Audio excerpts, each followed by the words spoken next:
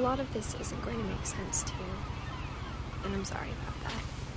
I'm just gonna start at the beginning, with the house.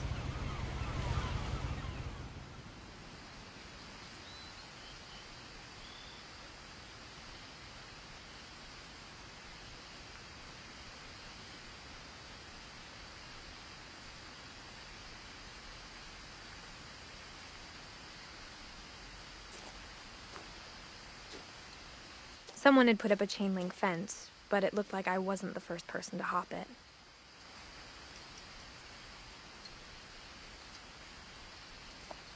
My brother Milton disappeared when I was 4. It was like the house just swallowed him up.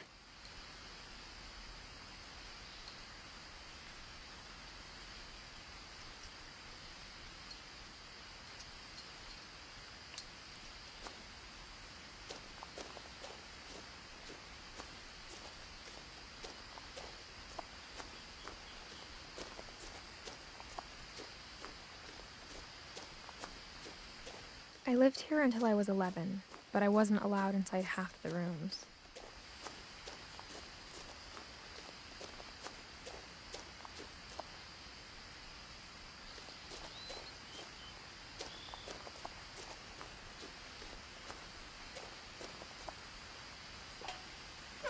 Inside the mailbox were bills from 7 years ago, marked urgent, open immediately.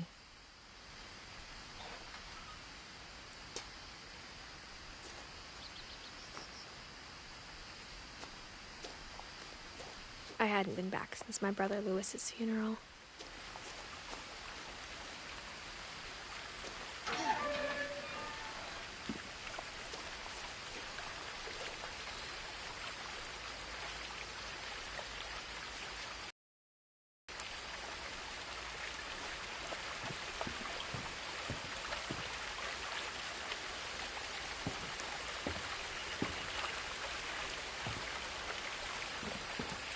In her will, my mother left me a key, but didn't tell me what it unlocked. Maybe she thought I'd know, or she thought that the mystery would be enough to bring me back.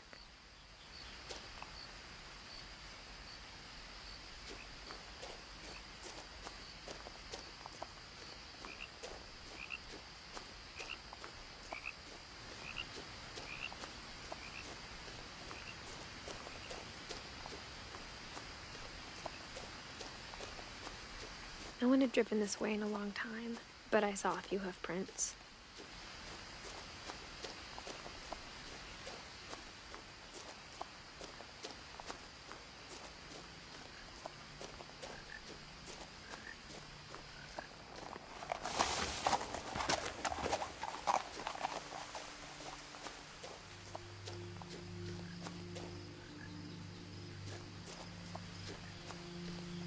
The truth is, even after I inherited the house, I never thought I'd come back to it. But now I had questions about my family that only the house knew the answers to.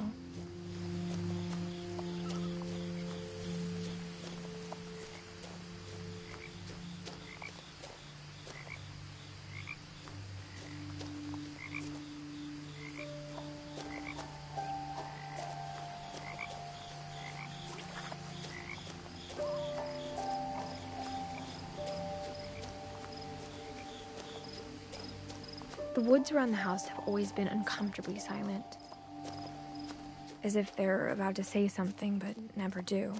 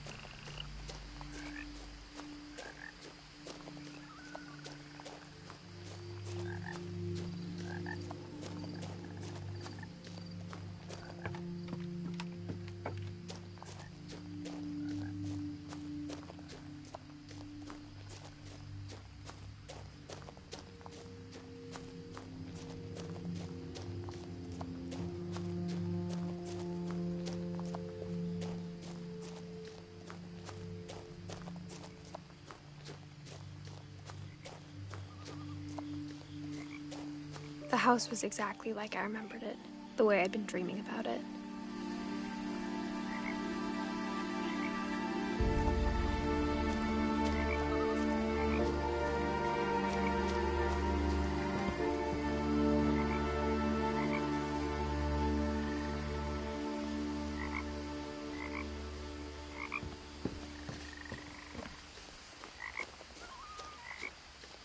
I asked Edie once about the dragon in the pond.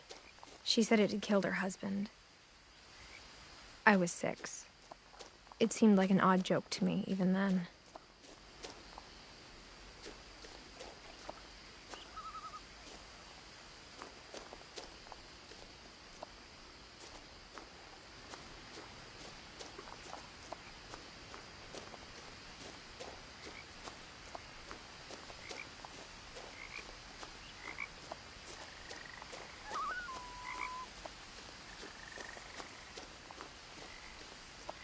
As a child, the house made me uncomfortable in a way I couldn't put into words.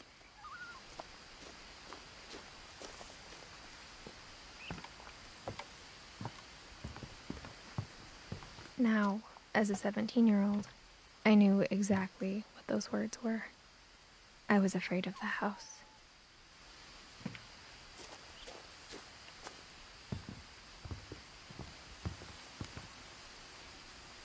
I hoped the key might unlock the front door. It didn't.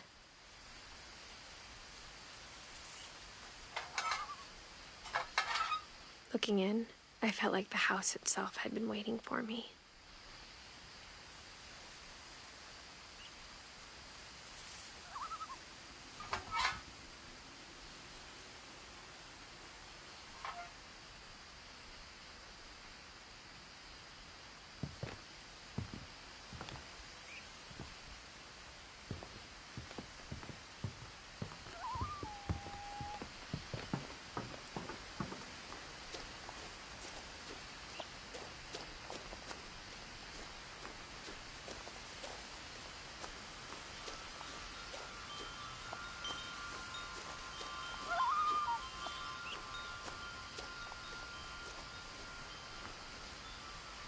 The house felt like it had always been here.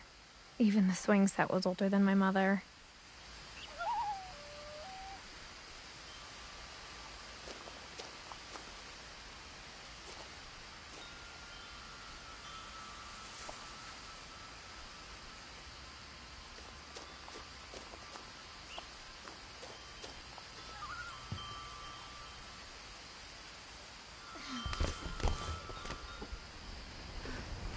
Crawling through the doggy door used to be a lot easier when I was 11.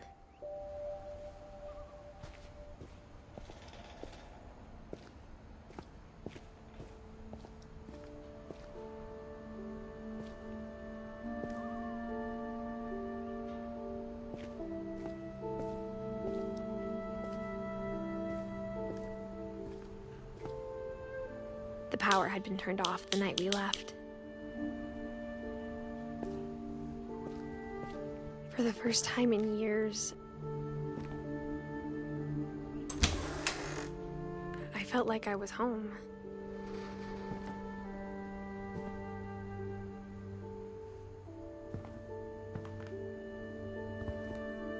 But instead of a family, there were just memories of one.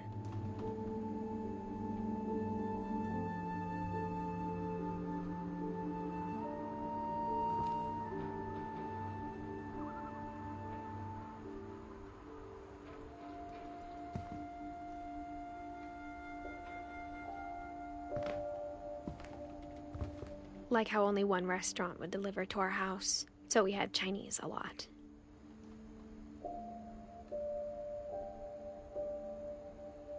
Or how after Louis started working at the cannery, we all got sick of eating salmon. Except our cat, Molly.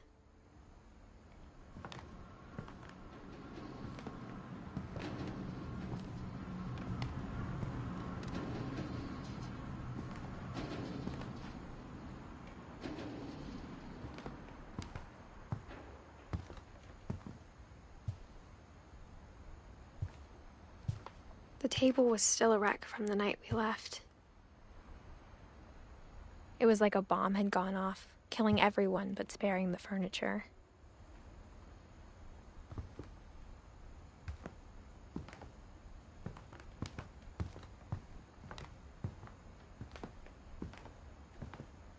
My mom was the only one of us who could imagine Great-Grandma Edie living in a nursing home.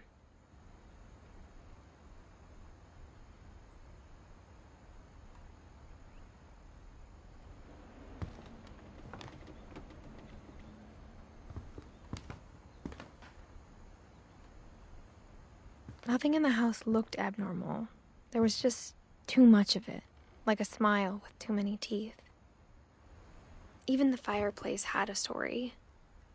Edie told me the bricks came from the original house, after it sank.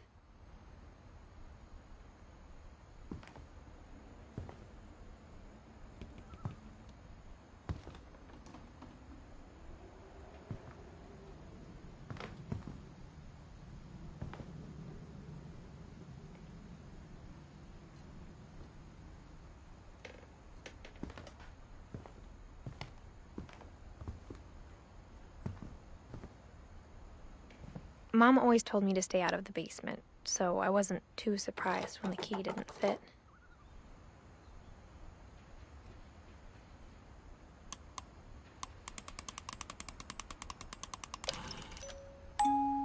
Great-Grandpa Sven built a music box for Barbara, along with the rest of the house.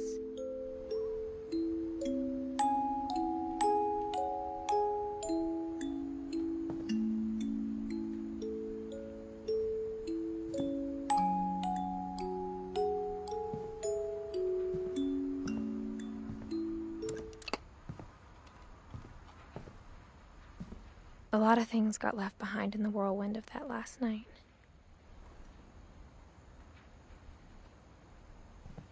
My mom wasn't much of an optimist, but she never stopped believing that my brother Milton was alive.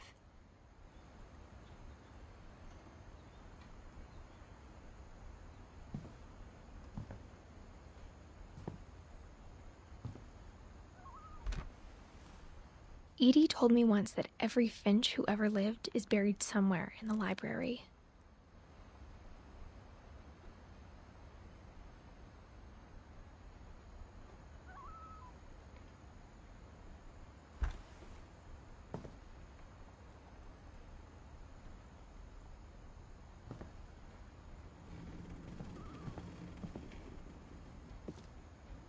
After Milton disappeared, Mom sealed up all the bedrooms. Then Edie retaliated and drilled peepholes.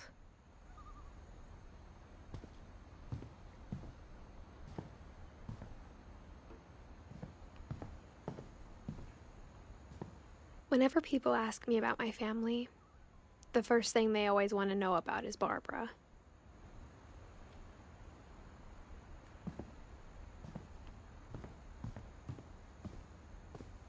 Mom must have locked the third-floor stairs on the night we left.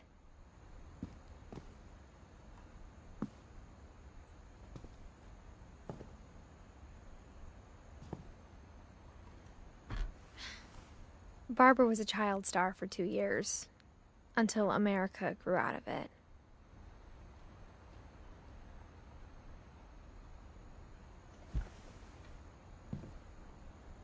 Edie's father, Odin, built the original house.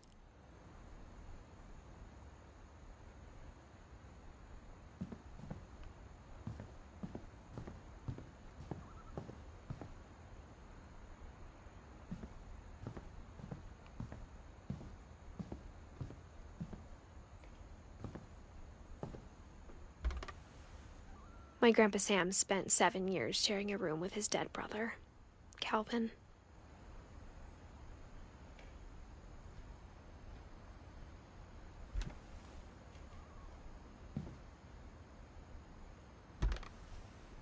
As a kid, I just assumed every house had peepholes and sealed rooms you weren't allowed inside of.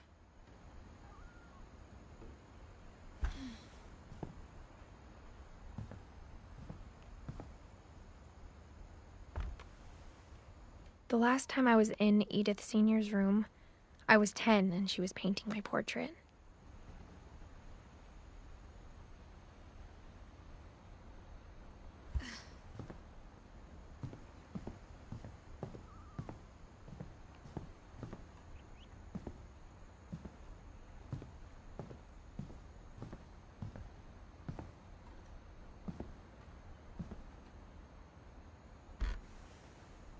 Molly always seemed like a girl I could imagine being friends with, if she hadn't died in 1947.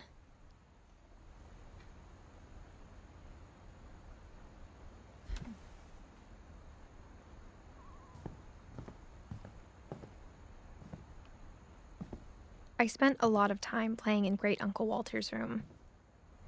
I think my mom sometimes regretted not sealing it up.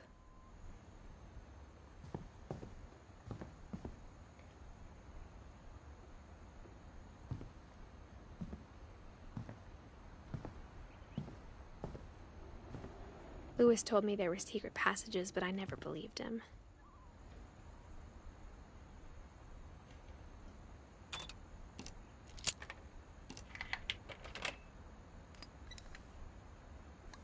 Turns out, my mom was really good at keeping secrets. Now it was time to find out what my mom had been afraid of.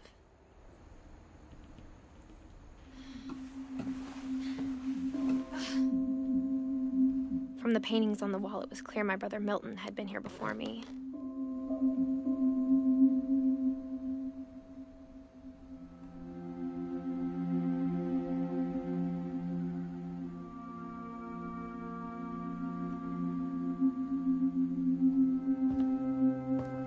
Reading this, maybe it sounds like I had a plan, but I had no idea what was behind that door.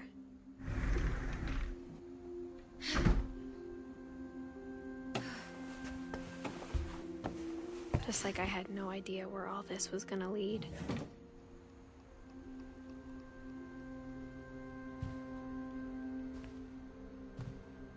I grew up looking at Molly's room through the peephole. Being inside for the first time, I felt like I'd stepped behind a painting.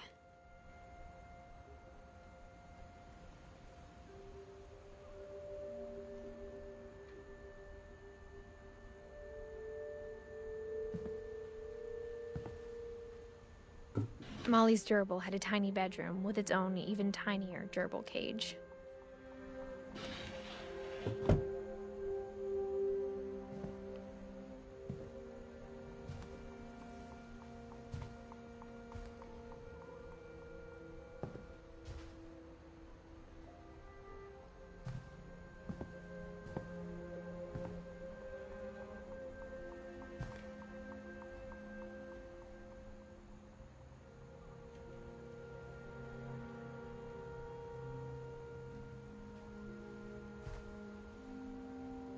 I got the sense Edie had spent a lot of time here, before my mom sealed the doors.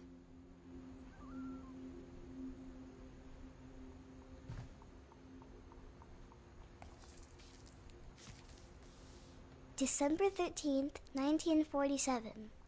Dear Diary, I'll be gone soon, but I wanted to tell somebody about what's gonna happen. It started when Mom sent me to bed without dinner. I woke up and I was starving, so I looked around for something to eat.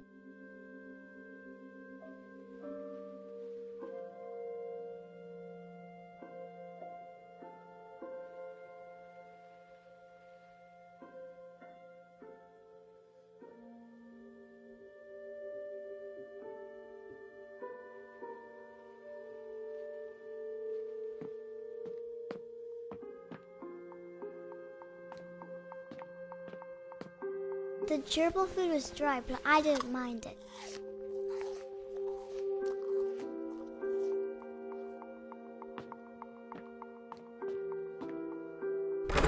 Mom, can I come out now? Sweetheart, it's late. Go to sleep.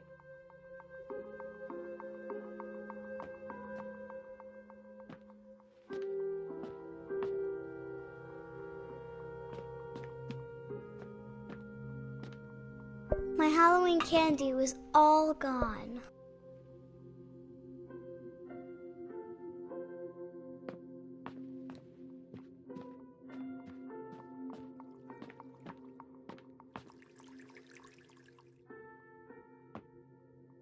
I thought about eating Christopher, but I held back.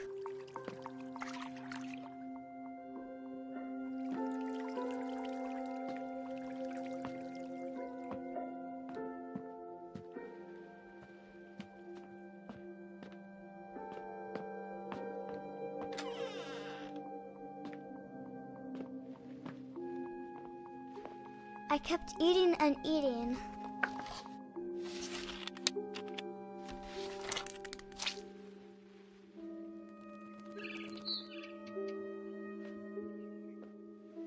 I ate a lot of things that night.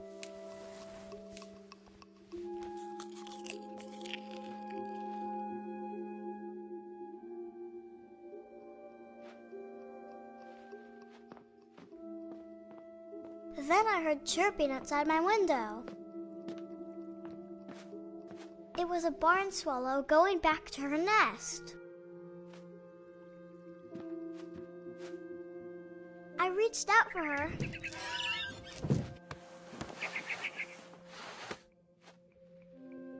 And suddenly, I was a cat.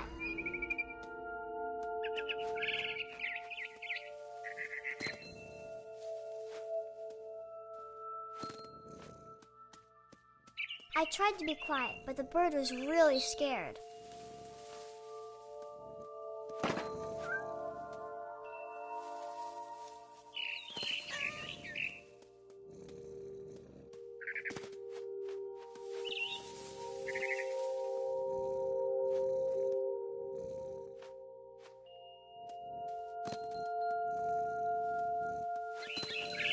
Mom and Dad didn't even look at me.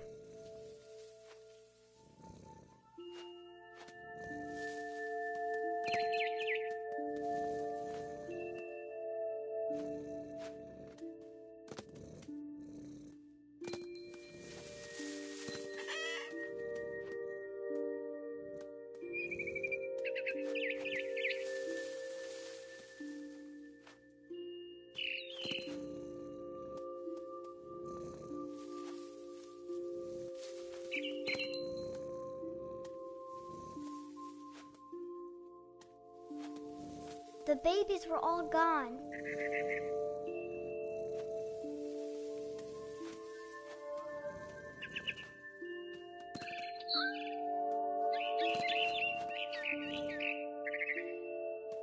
I jumped and I almost got her.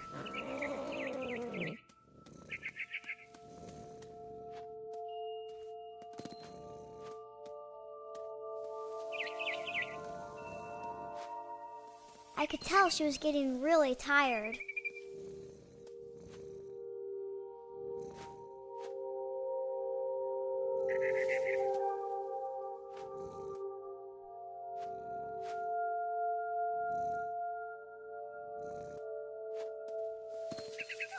Now I was up in the big tree. I promised Dad I wouldn't climb it anymore. All I cared about was eating that mama bird.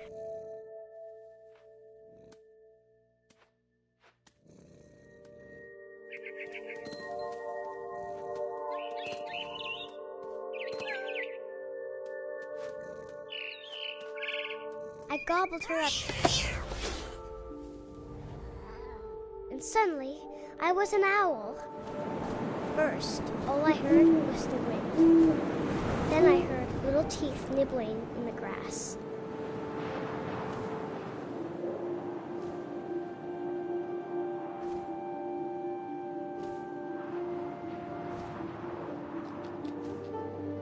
Rabbits.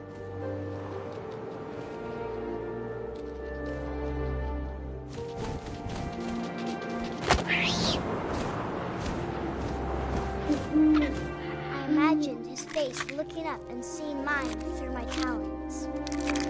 I swallowed him up, and I didn't chew one bit. Then I flew off to find something bigger.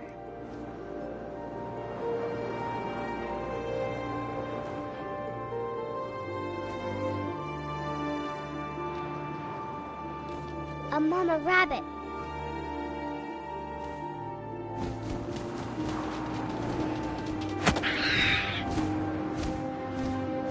She was almost too big to carry. I started choking, but I couldn't stop eating. And suddenly, I was a shark.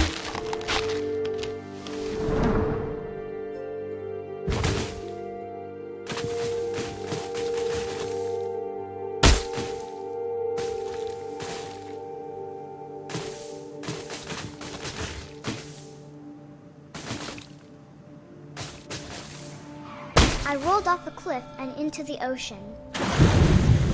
Now, I was hungrier than ever.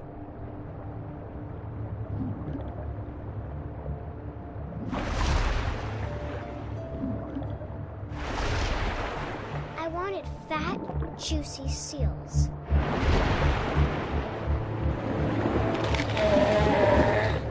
I tore off her flipper, and it tasted really good.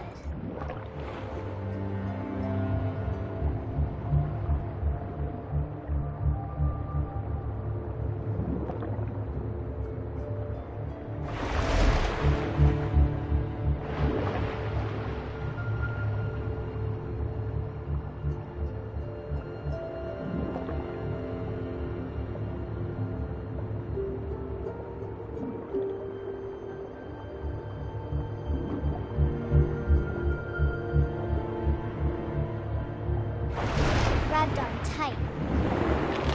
When I was so hungry, I jumped out of the water. When I opened my eyes, everything had changed.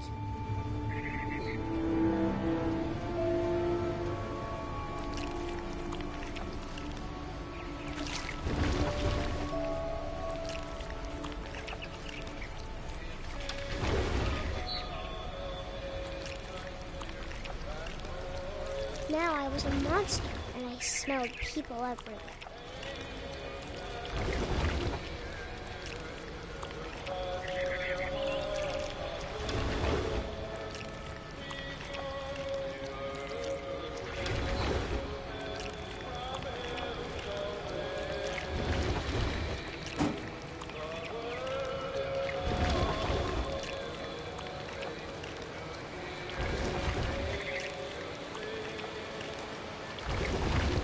I was big, but I moved real quiet.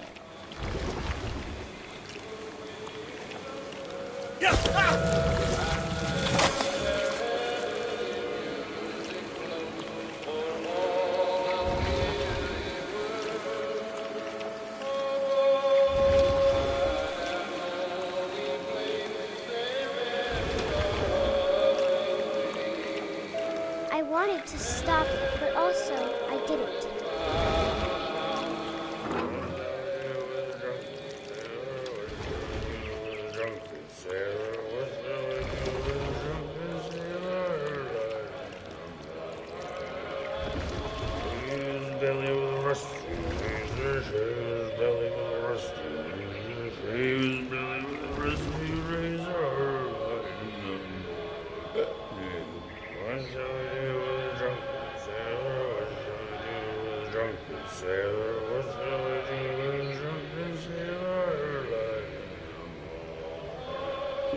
What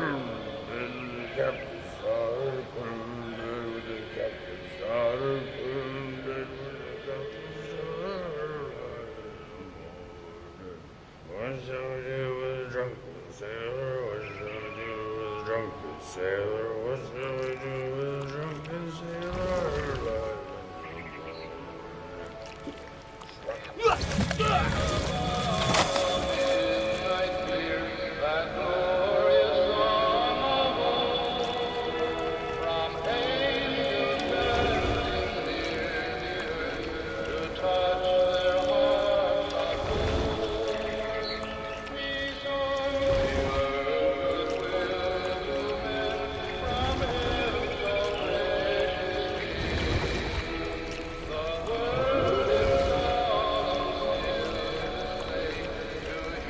After the last passenger, I was still hungry. And across the water, I smelled something new. Something I had to have, so I swam towards it.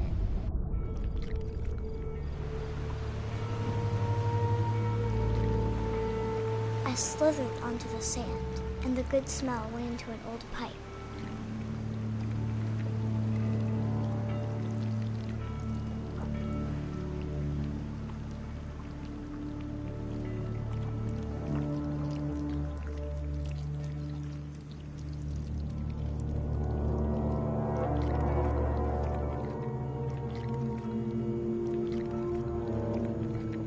I got closer and closer.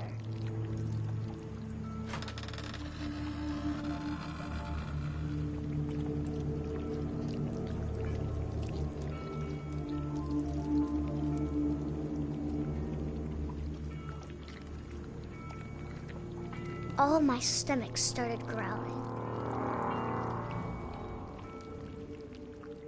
And suddenly, I was me again. I held my breath for a long time, but I couldn't hear anything. I think it's waiting for me to fall asleep. But it's not going to wait much longer. It needs to feed, and we both know I will be delicious.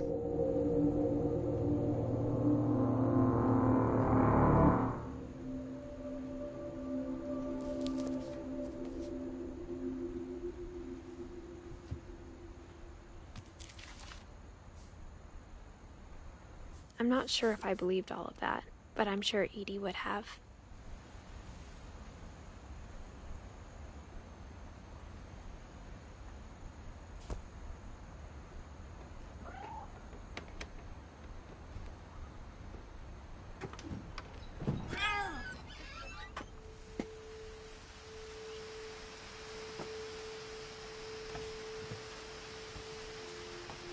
This will be obvious later, but my mom never told me any of these stories.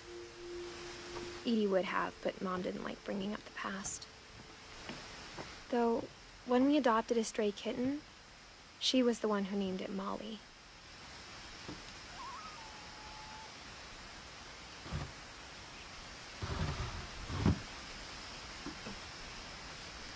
I spent a lot of time in Great-Grandma Edie's room.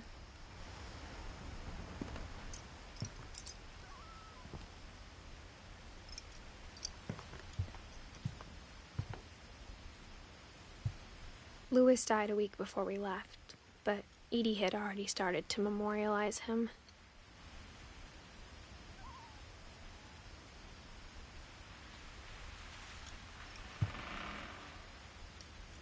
Edie knit me a new pair of gloves every year, just in time to replace the old ones.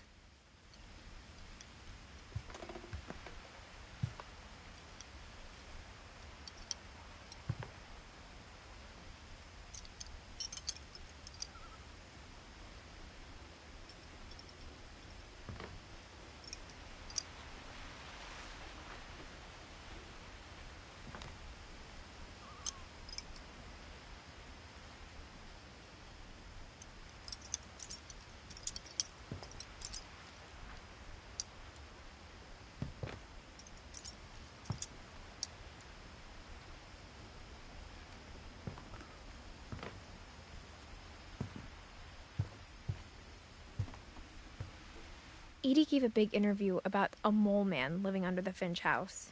My mom was furious.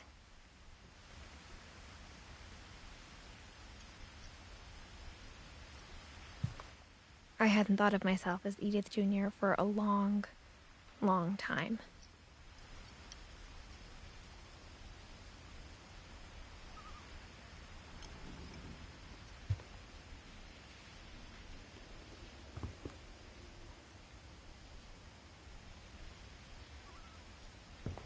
One summer, they evacuated the island, but Edie refused to go.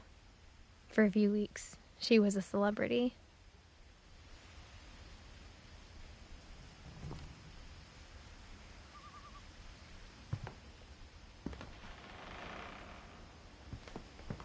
When Edie told people Sven was killed by a dragon, she could also have said he was building a dragon-shaped slide that collapsed. She could have, but she didn't.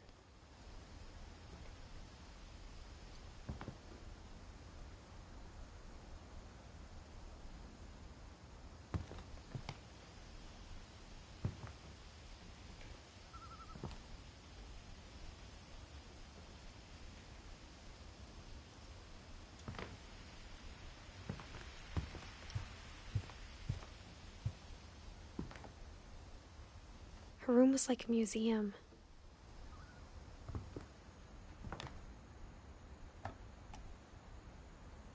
For 500 years, the Finches have been famous throughout Norway for their fortune and misfortune.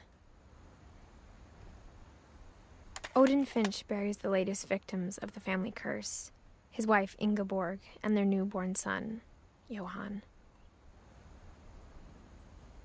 On January 7th, 1937, he set sail with his family and his house, hoping to leave the curse behind. But 40-foot waves off the coast of Washington send the house and Odin to the bottom of the sea. Odin's daughter Edie, with husband Sven and baby Molly, step ashore on their new home, Orcas Island. Odin Finch is the first to be buried in the new family cemetery.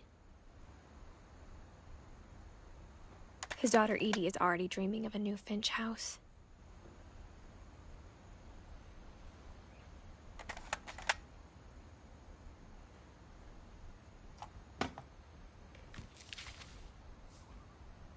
Whatever's wrong with this family, it goes back a long ways.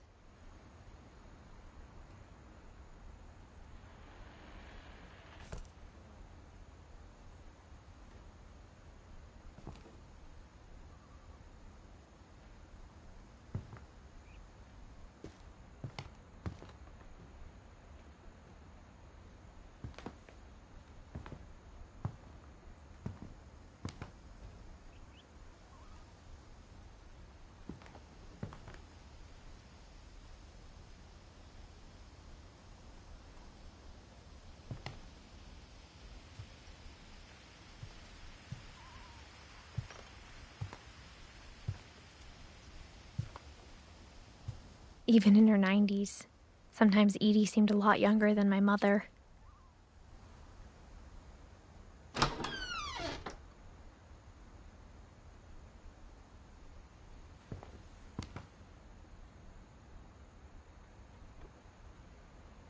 The only trace Grandpa Sam's first wife Kay left on the house was the pink bathroom. It was a pretty big trace.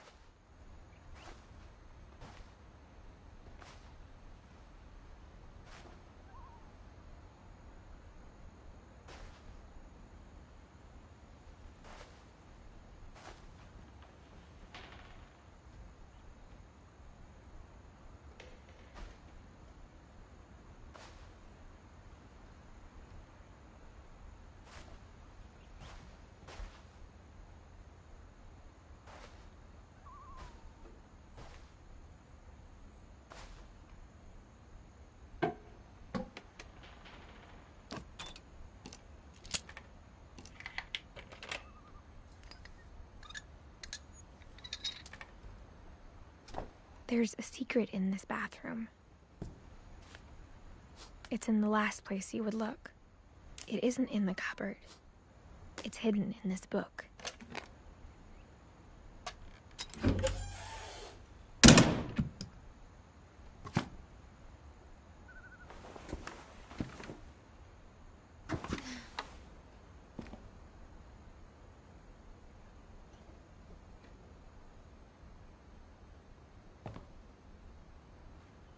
Sven gave Sam an old camera he'd refurbished. He never put it down.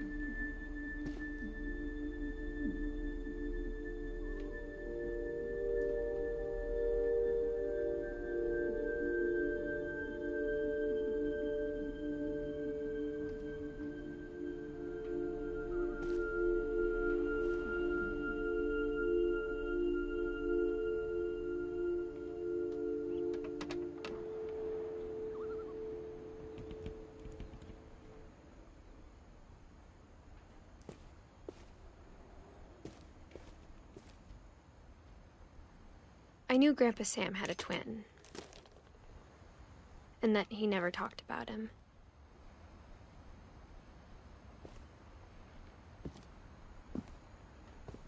I guess my grandpa didn't like history any more than my mom did.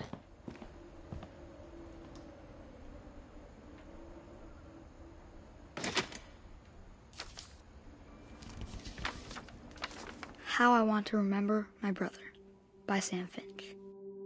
The thing I remember is that when he made up his mind, that was it.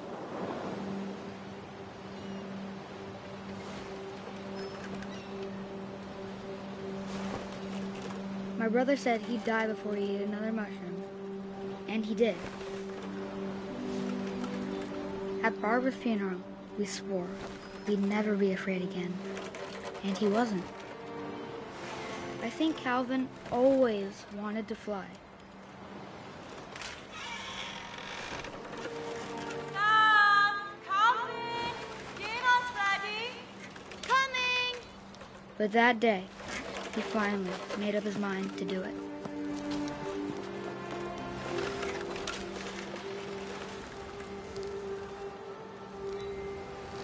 I told him going around was impossible. Maybe if I hadn't said that.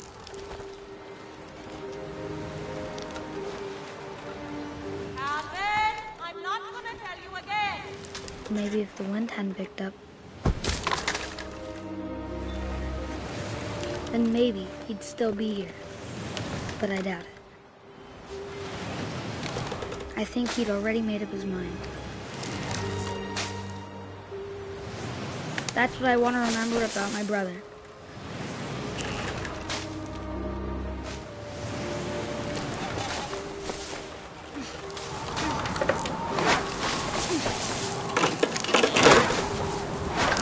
The day he made up his mind to fly.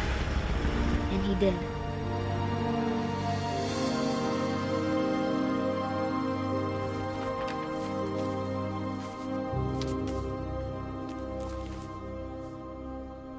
Calvin's story felt strangely familiar. When I was younger, I remember trying to do the exact same thing.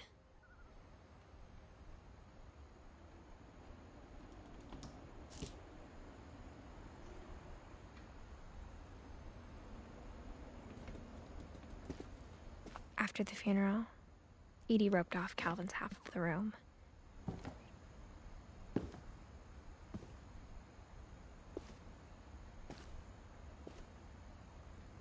Mom said Grandpa Sam enlisted at 18 and never set foot in the room again.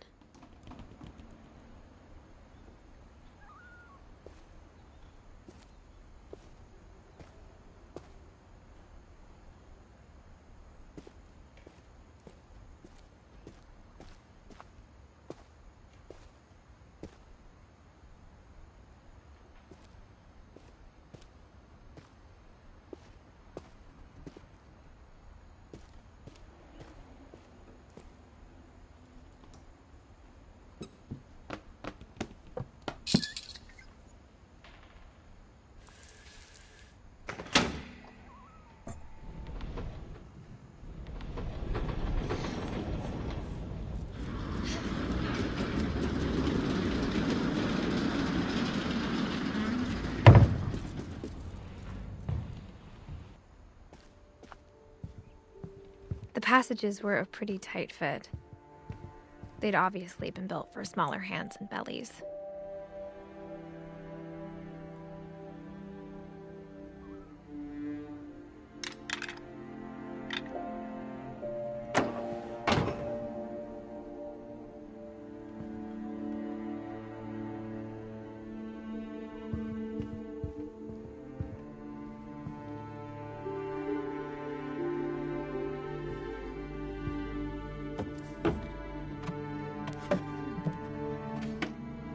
Growing up, I always thought of Barbara as a child star.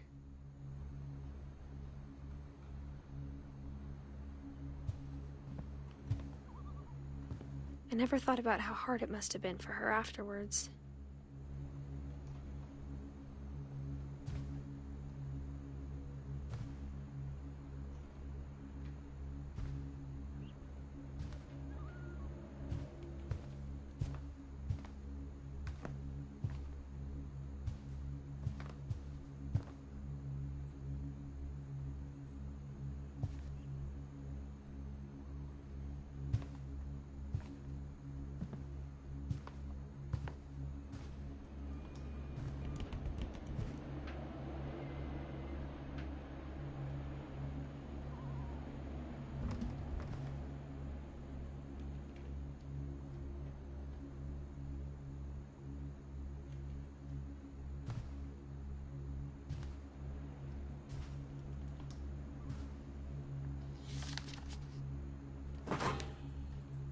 Of all the stories people wrote about Barbara's death, I'm surprised Edie saved this one.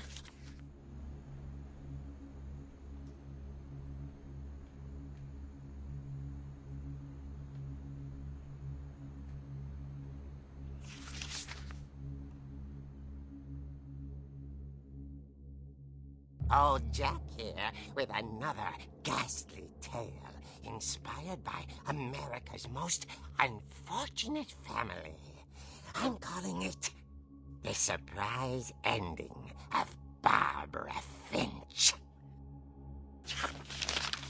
As a child star, Barbara was famous for her scream.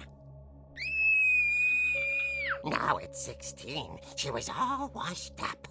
A has-been. But in a lucky break, she'd been asked to perform her signature scream at a local convention for monster movie fans. It was just the boost her career needed. Unfortunately, her scream hadn't aged well. Getting better. I think you just need the right motivation. Her biggest fan and current boyfriend, Rick, was about to demonstrate when... Now that was a great scream. It was Barbara's father, Sven. He'd slipped into a table saw and had to be rushed to the emergency room. So Barbara got stuck babysitting her youngest brother, Walter. Her convention comeback was cancelled. Okay, I'm hearing frustration, but I'm not hearing terror. What if I tried... A gang of hoodlums in Halloween masks have been terrorizing Orcas Island tonight. Police are urging residents to... That came from the basement. You're right! Also, I loved your delivery on that. Why is your basement door locked? Because my dad likes making puzzles and secret passages. There's a key hidden in the music box. The secret is to keep winding and winding until finally the key pops out. Thanks, babe. I'll be back in a sec. 20 minutes later, Rick hadn't returned. So Barbara went to look for him, right on cue. She reached for the music box. And as she wound the key, she listened for Rick, but the house was silent.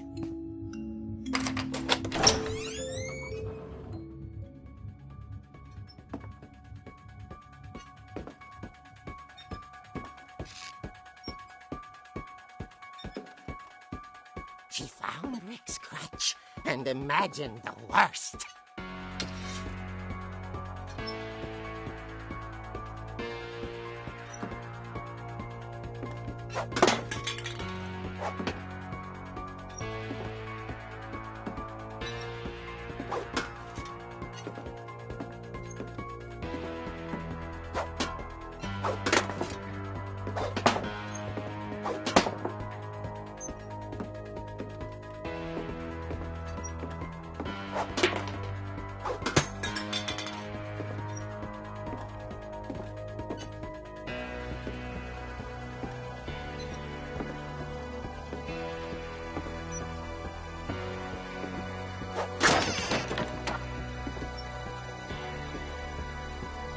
tonight's leader is the infamous Hookman killer, Dr. Carl Hamill, who impaled and then ate his family 10 years ago tonight.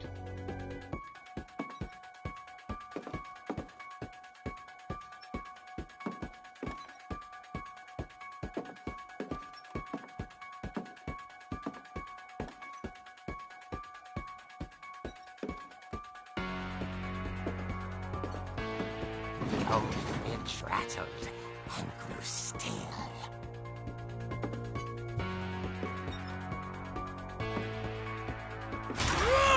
Oh dear!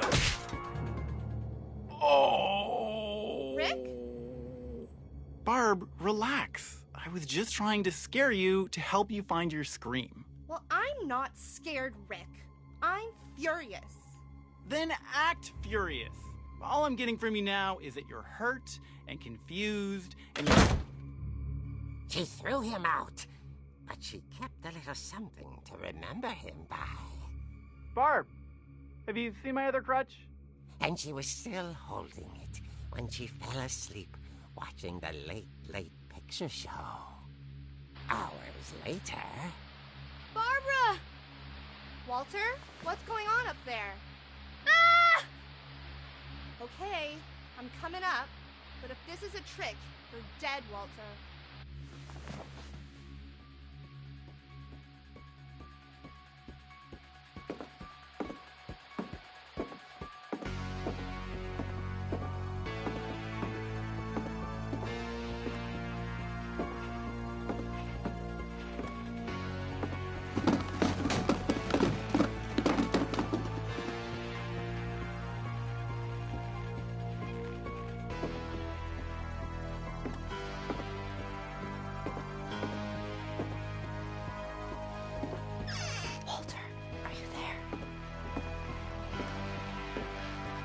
Walter had vanished, but his bedside radio was still on.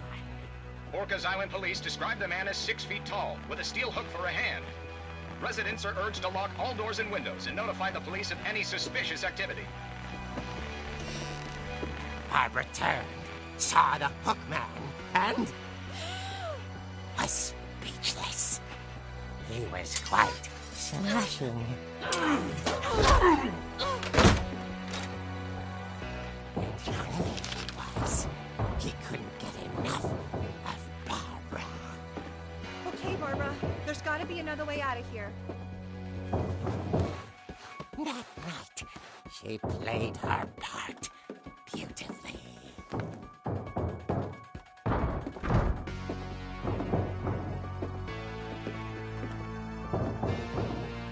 Molly's door hadn't been opened in years. The hinges groaned.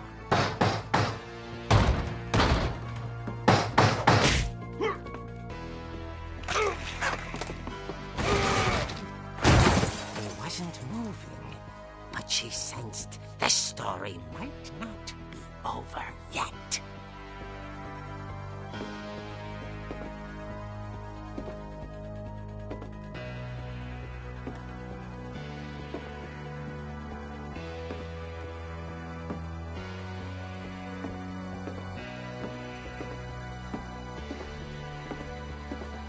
The hookman had vanished. She listened for his breathing, but all she heard was...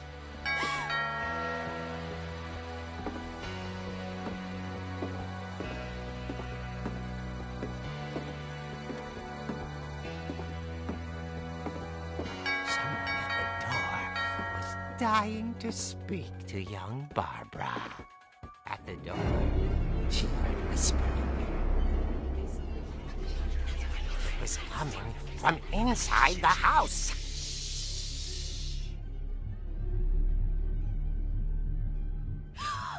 Oh dear. The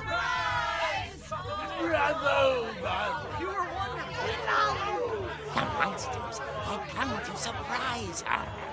For Barbara, it was a dream come true. Then she saw what kind of monsters they were, and she realized what was about to happen. She was going to be famous. And with her final breath, Barbara Finch gave the performance of her life.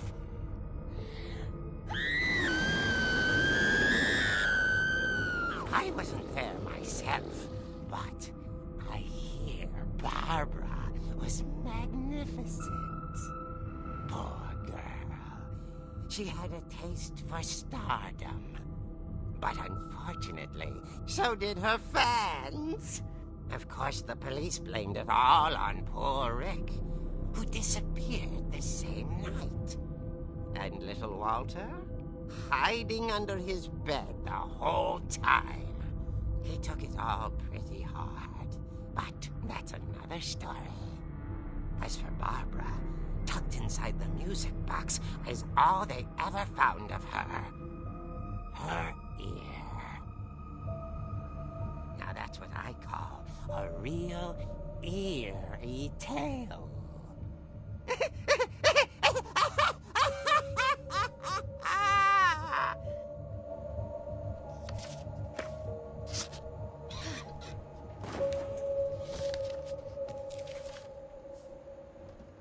Edie told me all Barbara wanted was to be remembered, as absurd as that comic was. Maybe what Edie saw was a happy ending.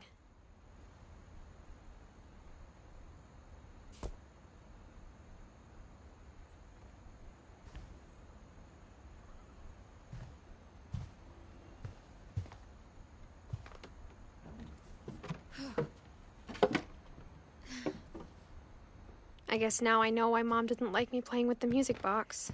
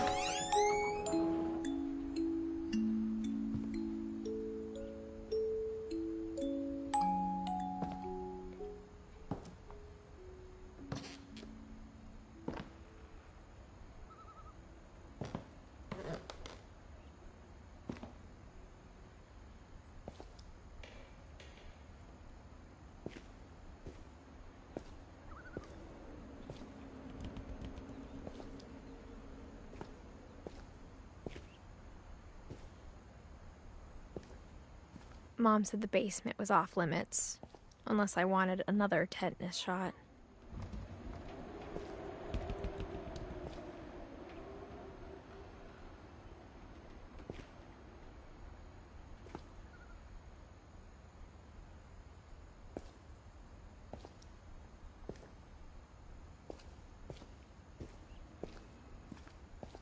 I saw Edie sneak down to the basement once, carrying packages.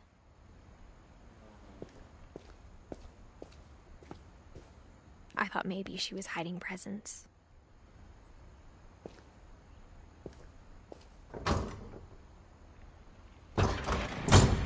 It turned out she was hiding a lot more than that.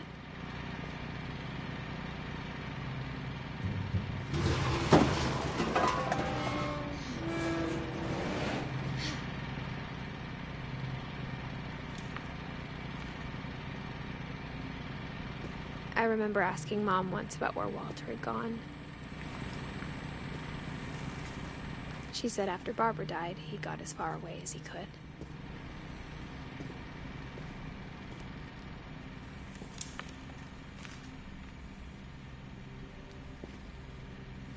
If there's a pattern in all these stories,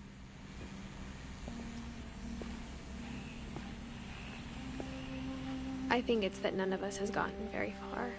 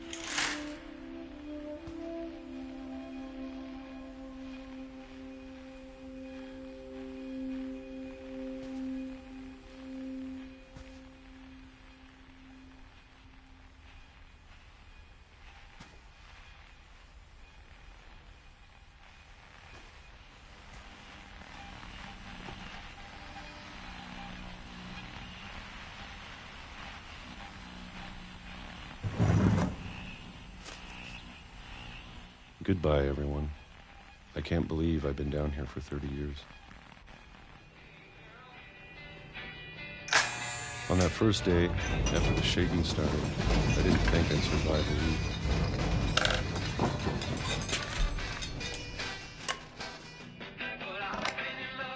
But after a few days, I settled into a routine. That's what kept me sane. Having a schedule, living for today. I always expected to be dead tomorrow. But if you wait long enough, you get used to anything.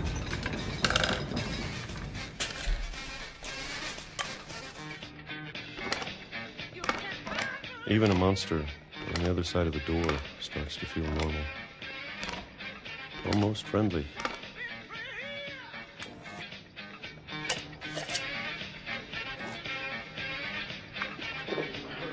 And then one day, everything just stopped. Whatever that thing was, it was gone. Maybe it got tired of waiting. Or maybe I just got tired of being afraid.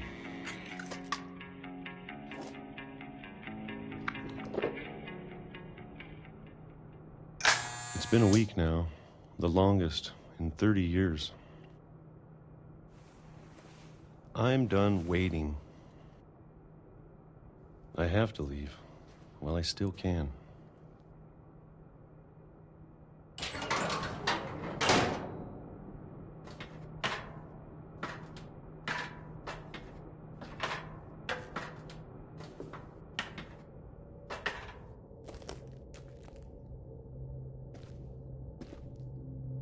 I know it's out there somewhere. Whatever killed Barbara and Molly and Calvin. Maybe this is all a mistake. But I need to stop living the same day, even if it kills me.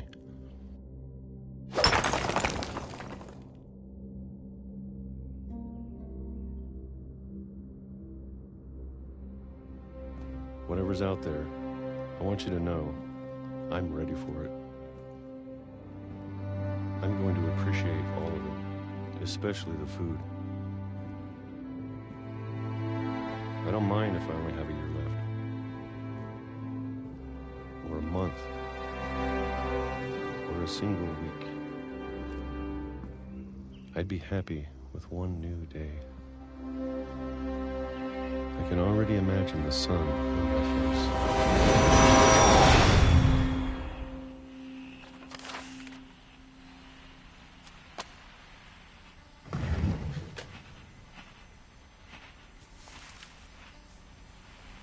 Walter died when I was 6. I can't believe my mom never told me he was down here.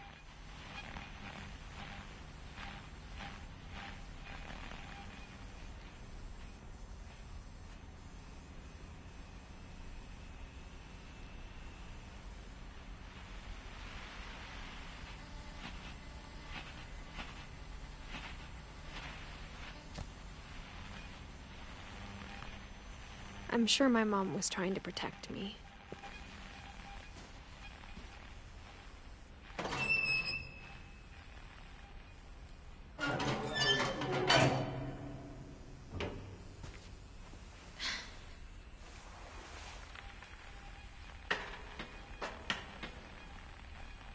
Maybe she was afraid I'd end up like Walter. But if she never told me about an uncle under the house, I can only imagine what else she was hiding. I don't want to make the same mistakes she made.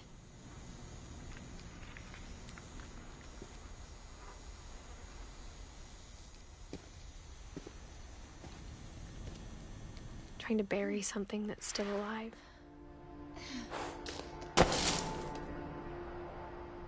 Now that there's only one of us left, or maybe two, I thought it was time I heard the stories for myself and found out what happened to everyone else. But now I'm worried the stories themselves might be the problem. Maybe we believed so much in a family curse, we made it real.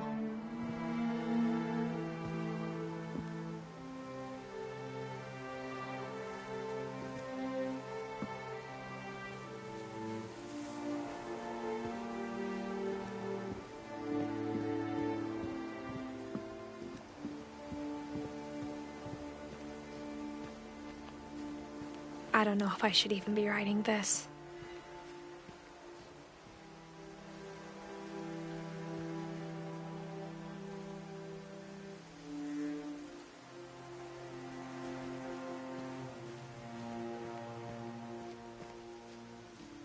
Maybe it'd be better if all this just died with me.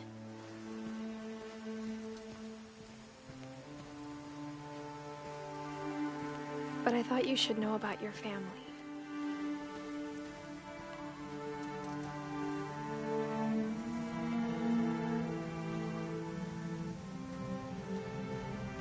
And the history you're a part of.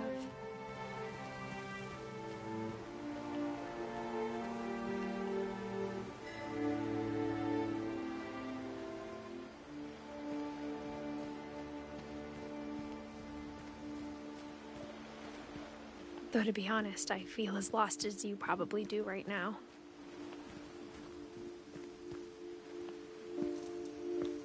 I think the people in these stories believed them, for what that's worth.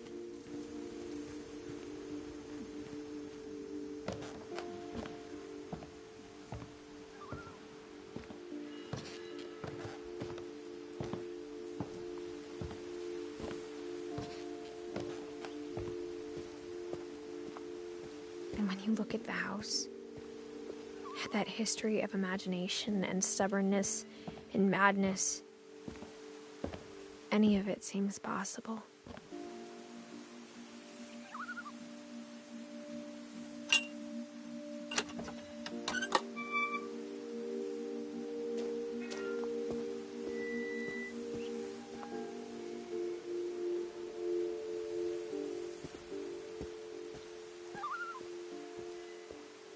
I think we've been surrounded by death for so long, we've just gotten used to it.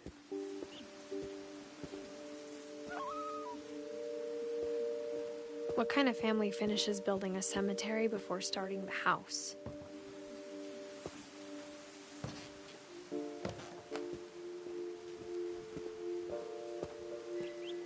It's embarrassing for me to admit this, but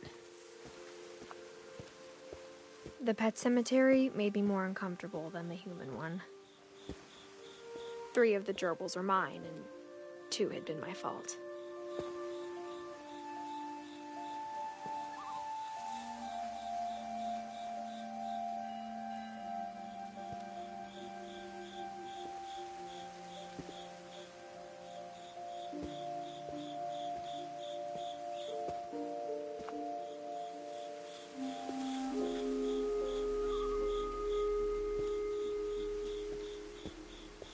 Sven built the house, but it was Edie who designed the cemetery.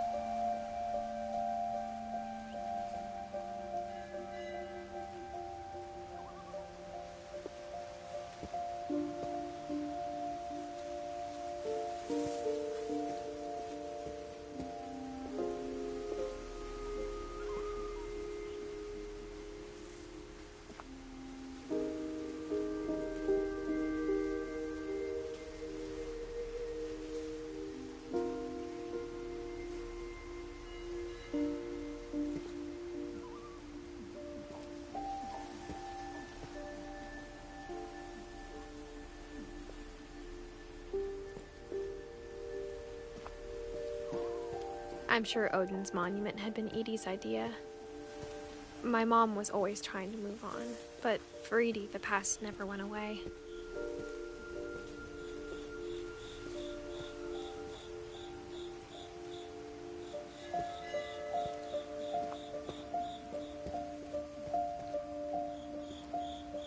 She could see it poking out of the water at low tide.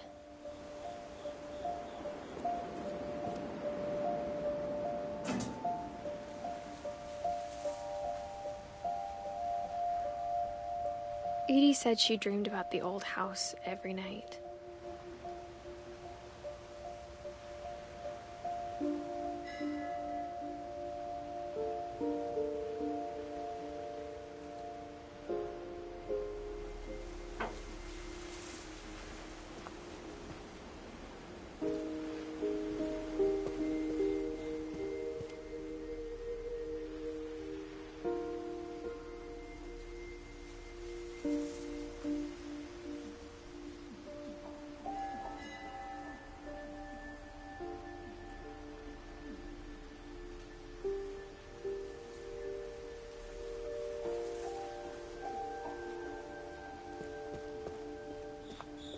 Edie's side was always easier for me to understand. But the older I get, the more I can see where my mom was coming from. Her dad had been pretty strict, but it wasn't enough to save her brothers. She was just trying to do better.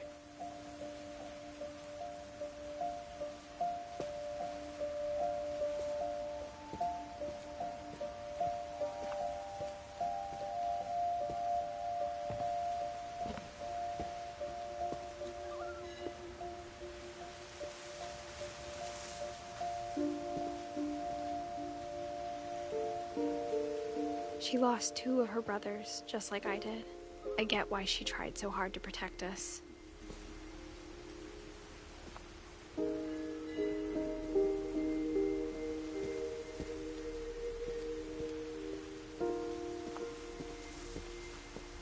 There's so many things I wish I could ask my mom now. Part of me thinks this is what she wanted all along. For me to come back someday and find everything out for myself.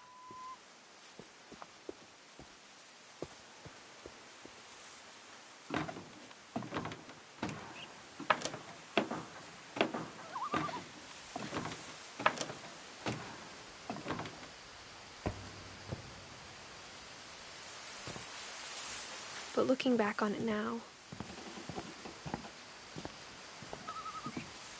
if she told me there was going to be so much climbing, I never would have come when I was 22 weeks pregnant.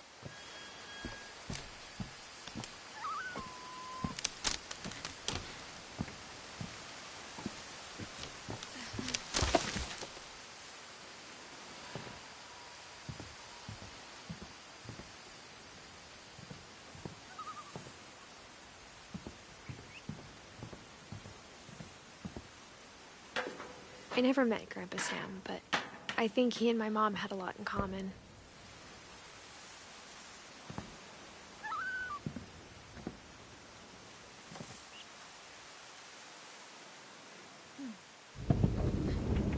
They were both pretty intense.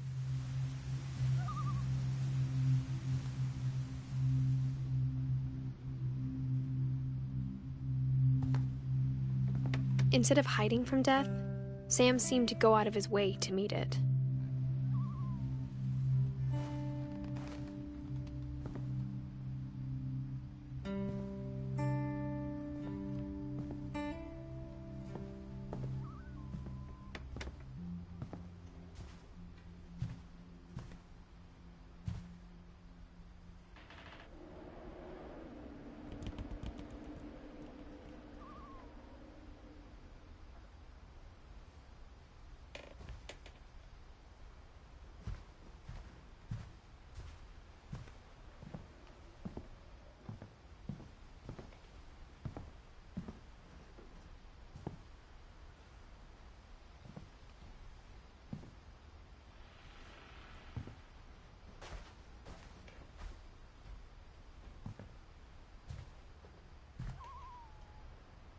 Sam spent his life shooting photos, but Mom said he got nervous being in front of the camera. I guess we're all afraid of something.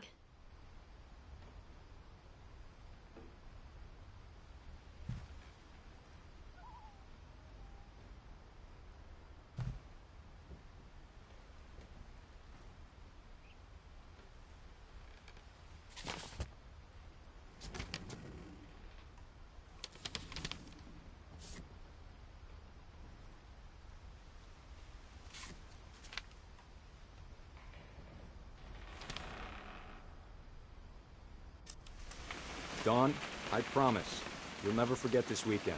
Yes, sir. These memories are gonna last a lifetime. Hmm? Am I gonna have to shoot anything? It's a hunting trip, Dawn. Shooting is strongly encouraged. What? Perfect.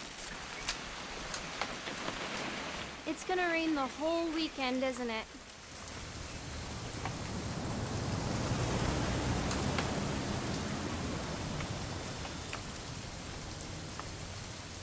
I will never forget this weekend, Dad. That's the spirit. Okay, got it.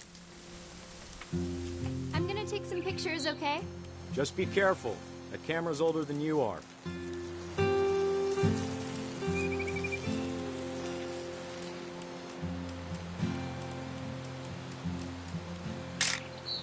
Aw.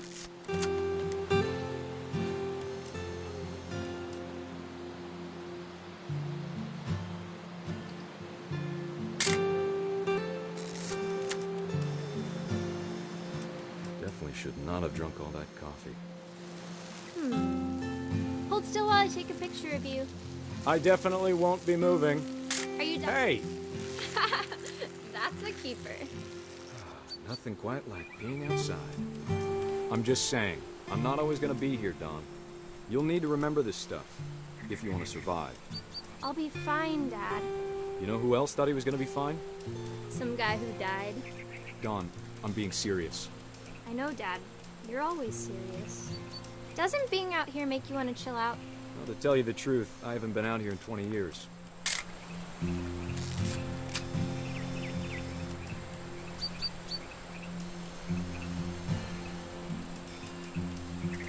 Last time I was with my brother Calvin. Man, that was a great trip. Dawn, don't you think you could find something more interesting to photograph? Your grandpa Sven taught us how to fish, how to build a fire. Dad! Good eyes, Dawn. Before you take the shot, let me get a picture of you.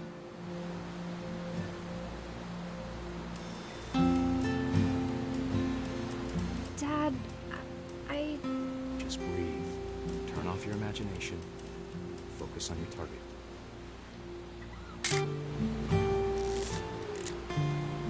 Let me get behind you. Do I have to do this? Dawn, you don't have to do anything.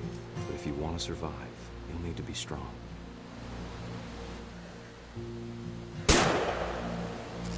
Great shot, Dawn!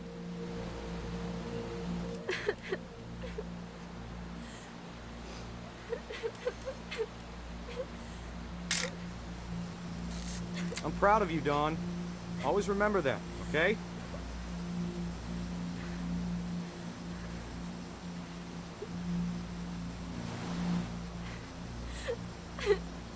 Sorry, Dawn. Just gotta reset the timer.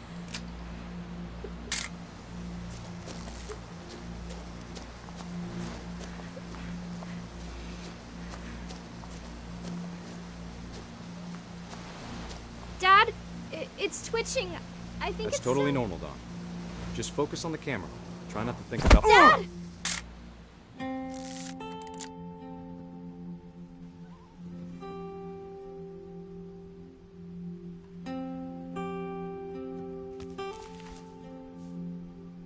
Of all these stories, that's the one I wish most that my mom had told me.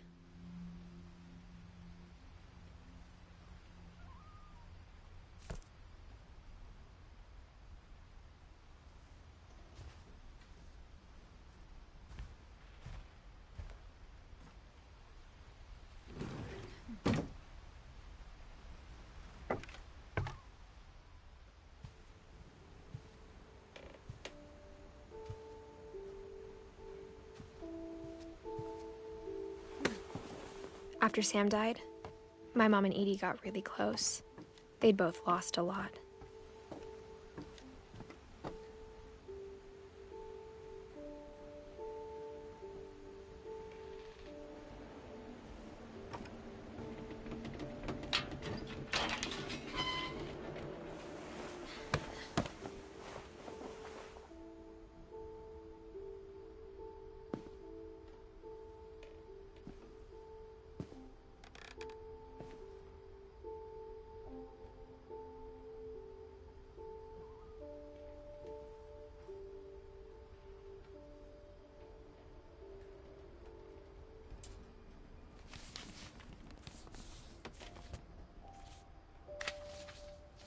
Dear Kay, do you remember the way Gregory used to laugh when he thought he was alone?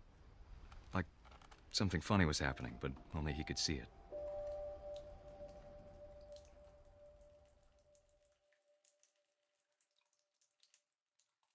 I think he saw things the rest of us don't.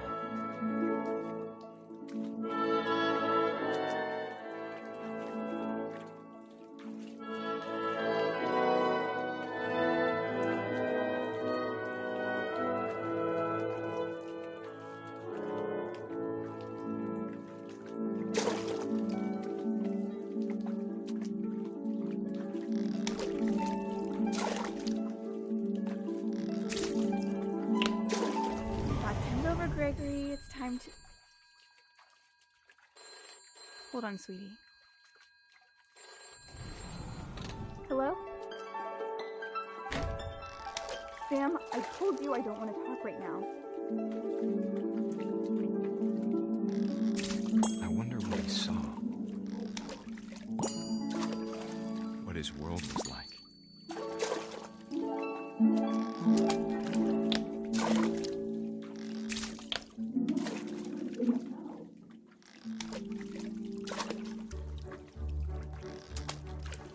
Reminded me so much of Calvin. Lost in his imagination. Whatever it was he saw. It sure made him happy.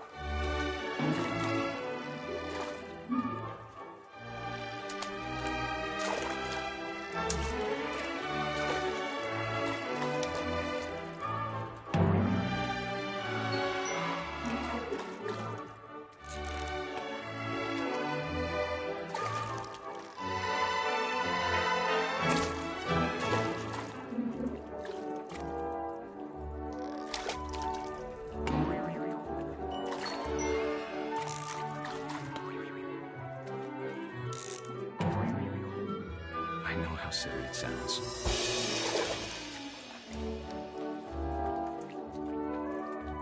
That I worried about a baby being too happy. But I could feel him slipping away. Sorry about that, Gregory. I know you did everything you could.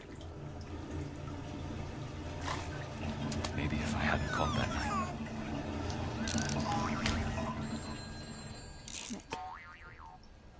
Hold on, I don't want Gregory to hear this.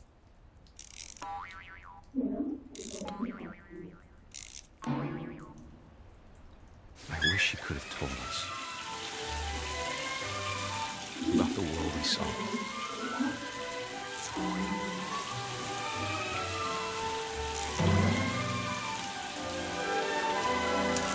There's so much I don't understand about Gregory, about everything.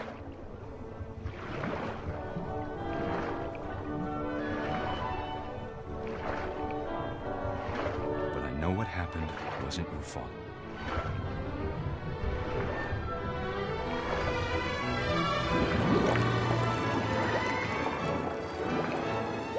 I'm sure he's happy. he'd want you to be happy too. Good luck, Kay. Love, Sam.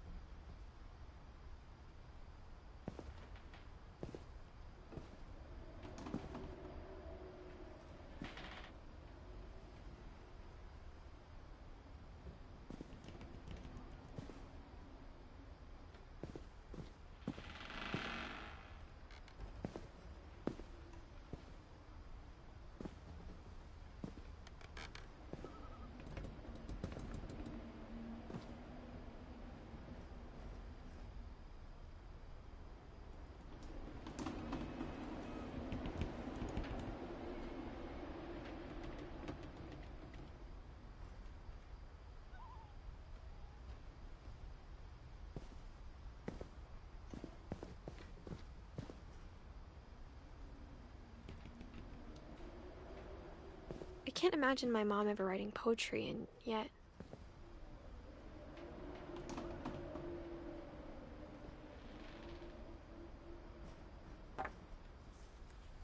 A poem for Gus, who always said the wedding was a bad idea. Our father never hit us kids, at least not very hard, before the day my brother said with teenage disregard that he'd be dead before he'd see a wedding in our yard.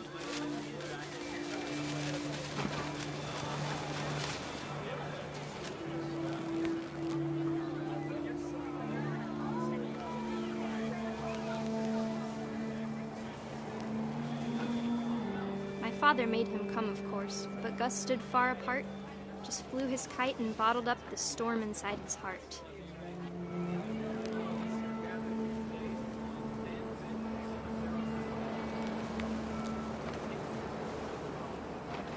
I tried to talk him out of it, but though he'd never met her, "We don't need a stepmom," were the words that I now remembered. pronounce you husband and wife. You may kiss the bride.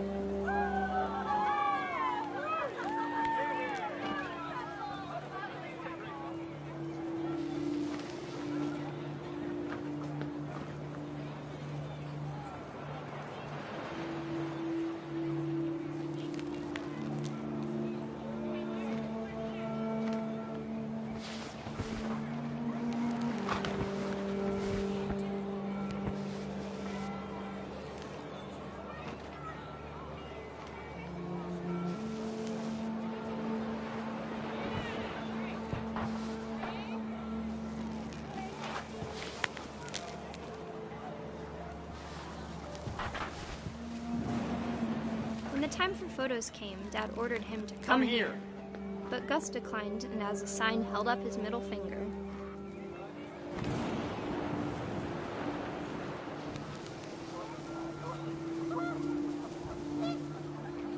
The wind picked up and panicked geese appeared and quickly went. But all the humans did that day was go inside the tent.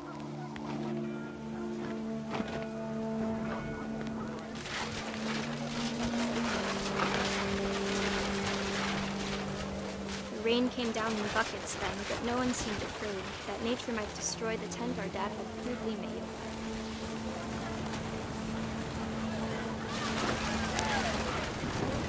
The thunder sounded much too close and full of angry power.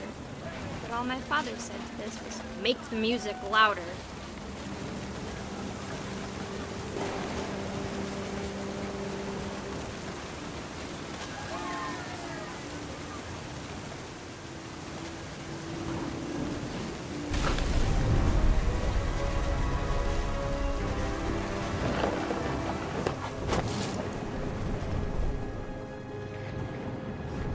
wish that I could truly say I thought about you on that day.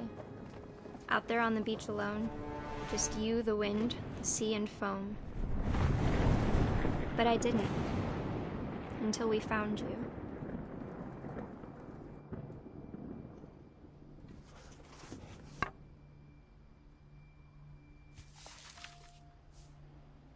She never talked about him, but Mom told me once if I was a boy, they were going to name me Gus.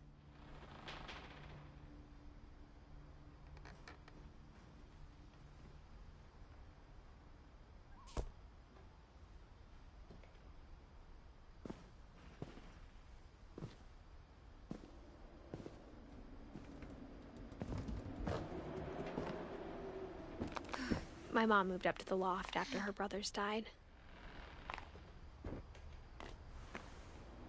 At the time, it was as far away as she could get.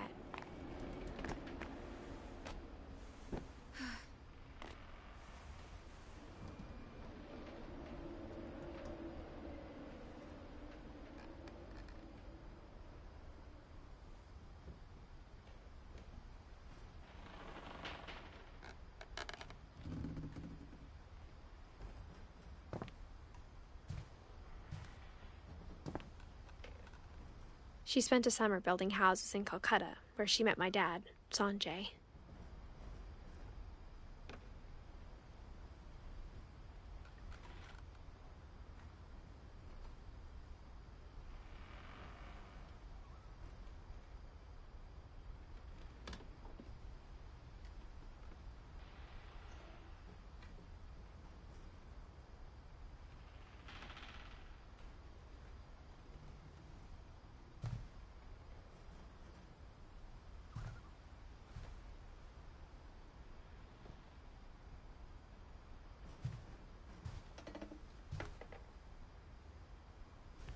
Religion was another thing my mom never talked about, but I think it helped her a lot after her dad died.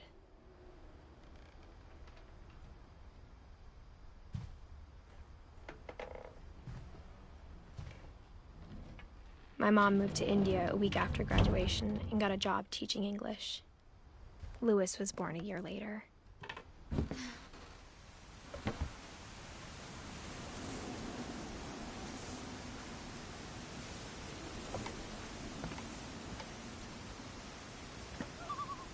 When my dad died, I don't think Mom knew where else to go. I'm sure Edie was happy to have her back.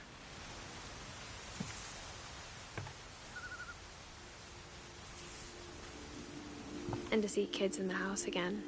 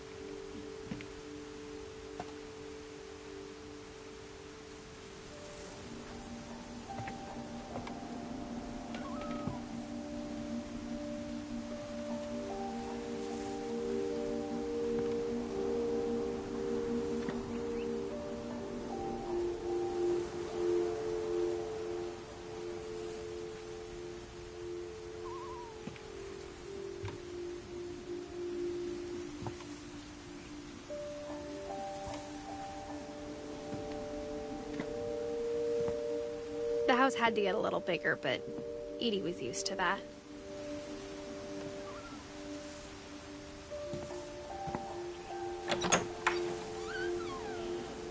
And for a while, things were good. Almost normal.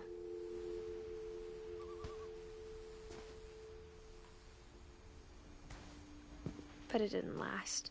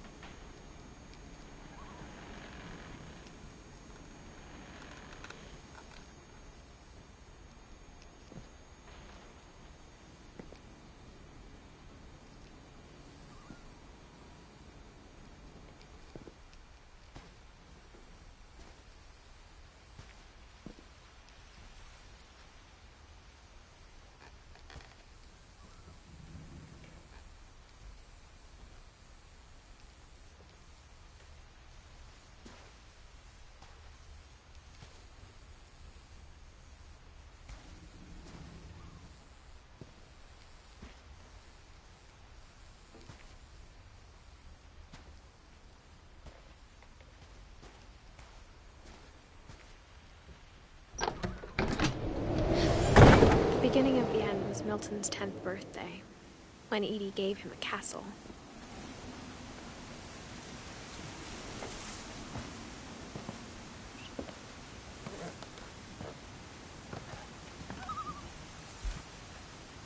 After Milton disappeared, the only thing he left behind was a room full of paintings.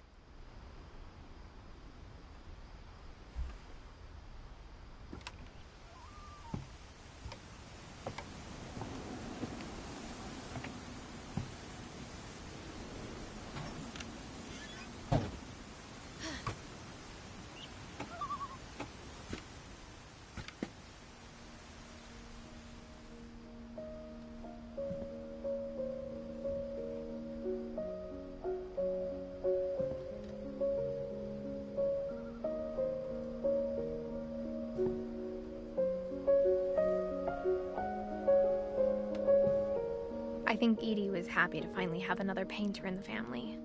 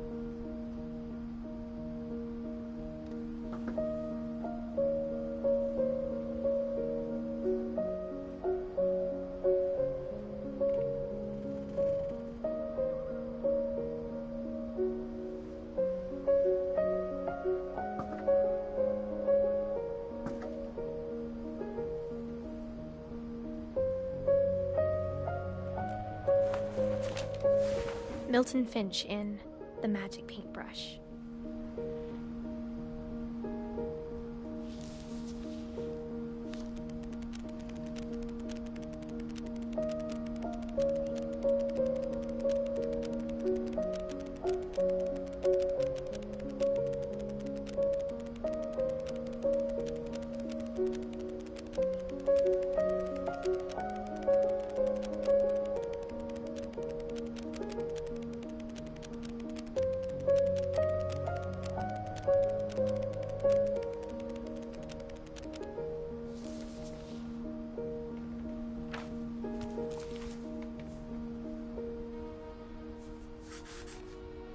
I was 4 when Milton disappeared.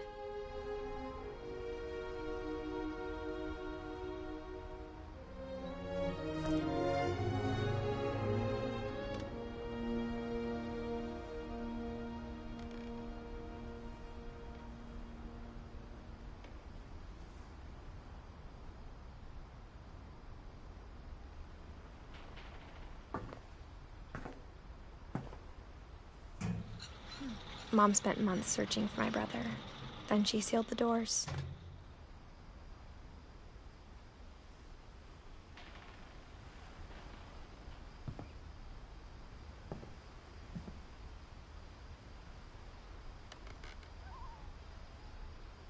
Whatever Milton had found in the house, Mom didn't want it getting out.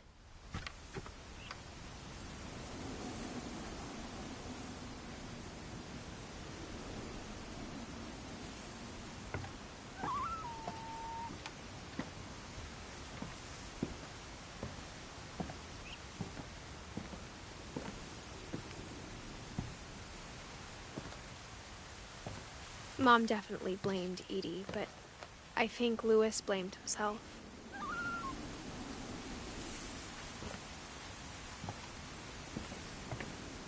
After he graduated, he just spent more and more time in his room, until Mom got him a job at the cannery.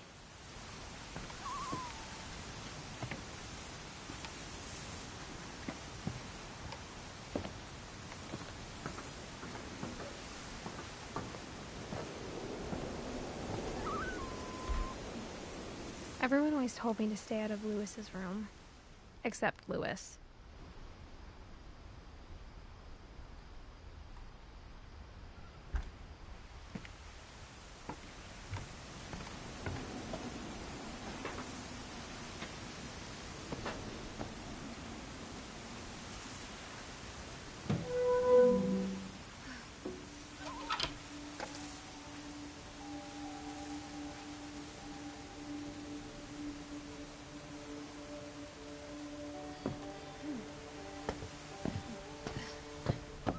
Lewis's room smelled very, very familiar.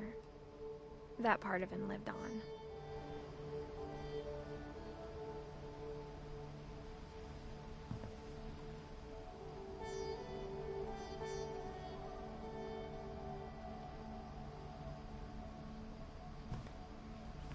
He was so proud of being Indian. I think for him, it was a way to be something other than just a Finch.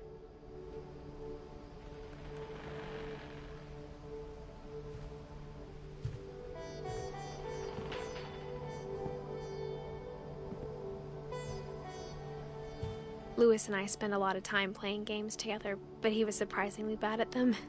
He died a lot.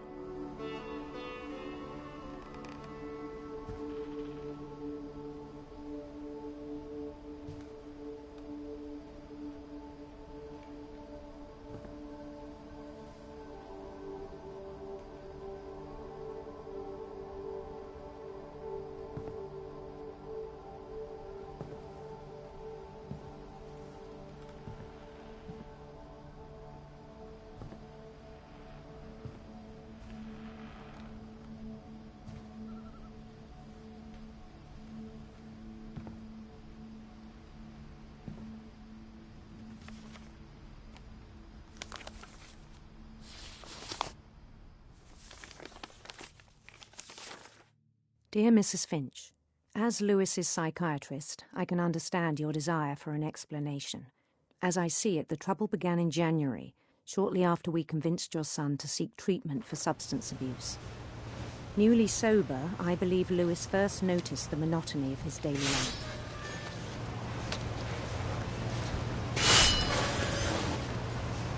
He kept working at the cannery, but he withdrew part of himself. In our sessions, I saw the same behavior. His mind began to wander. I asked him to describe it. He said he started small, imagining a labyrinth. He'd feel his way about. Then something moved. Bats. And toads.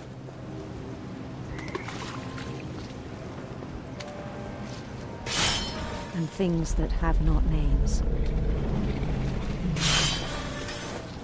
He knew it was all in his head. But he took it very seriously. I had hoped he'd find himself.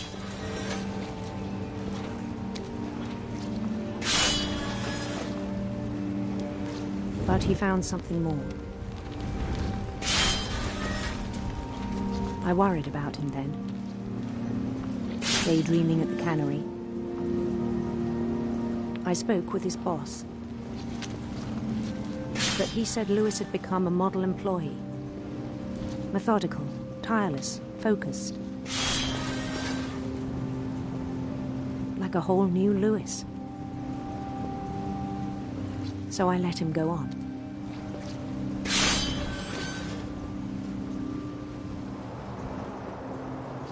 I even encouraged him.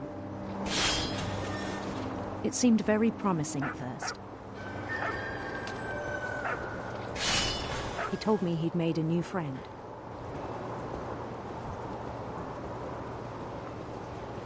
On the edge of a city he named Lewis Topi. He built the city up slowly, brick by brick. Then he made musicians.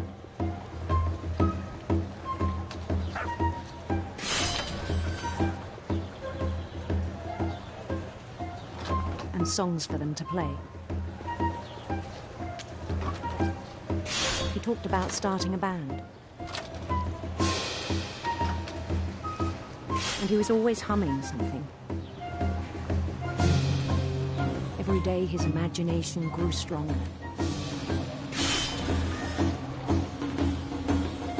He no longer spoke at the cannery.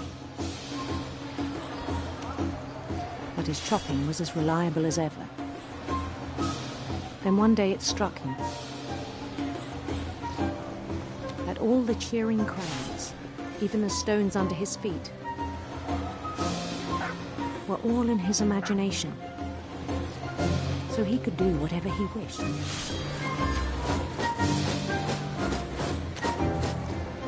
He held an election for mayor, and he won. They begged him to stay, but his mind was already wandering. It became a game for him.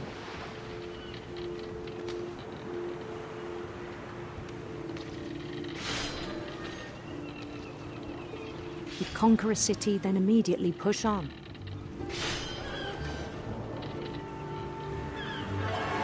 New Louisville.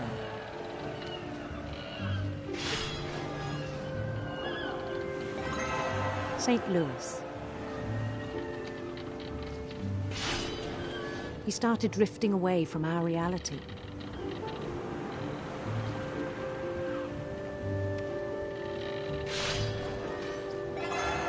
Minneapolis, until one day he forgot to go home from the cannery. Even as his mother pleaded with him, part of Louis kept sailing on.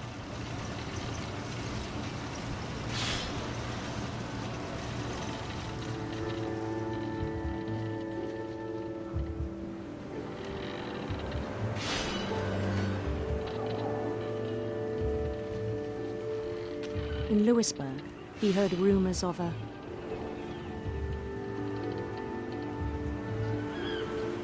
handsome queen.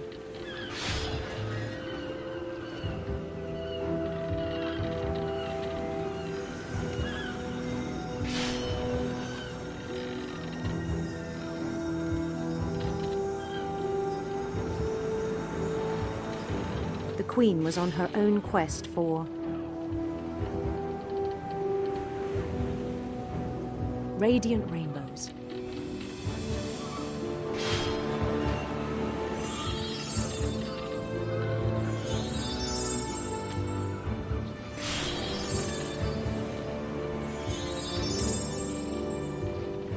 He followed the sound of her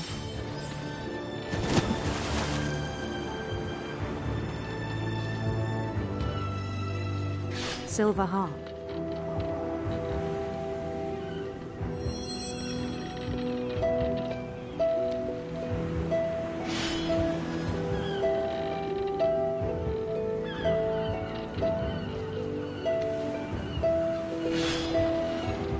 His chase led him to a golden palace east of the sun and west of the moon. Even then, his logic remained sound.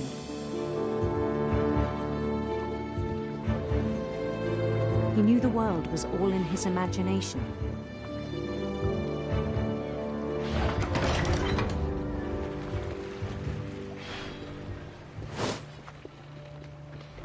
But he was so proud of having created it.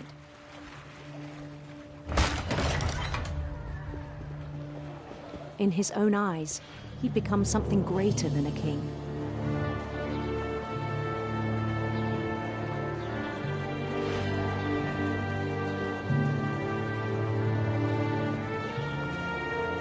For someone who'd never known success in the real world, I think it was overwhelming. And then it struck him that the real Louis was not the one chopping salmon, but the one climbing the steps of a golden palace.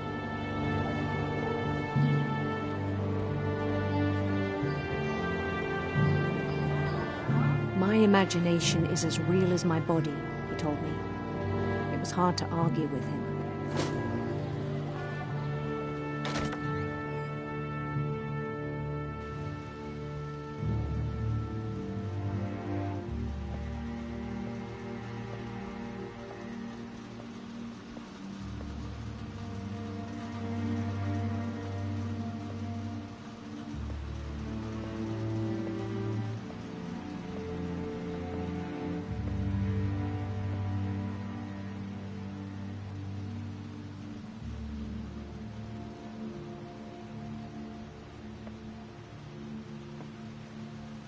He began to forget the world we know.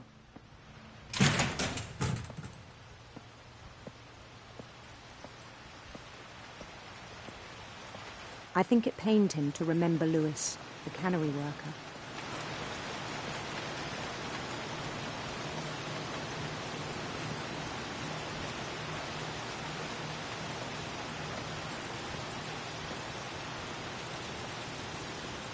He began to despise the man with a royal contempt.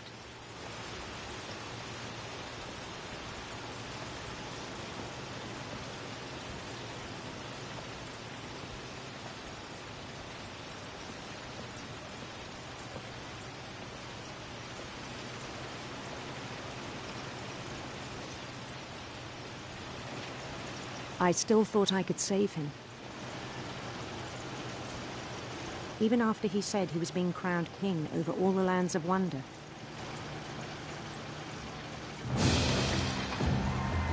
The palace would be packed with his companions.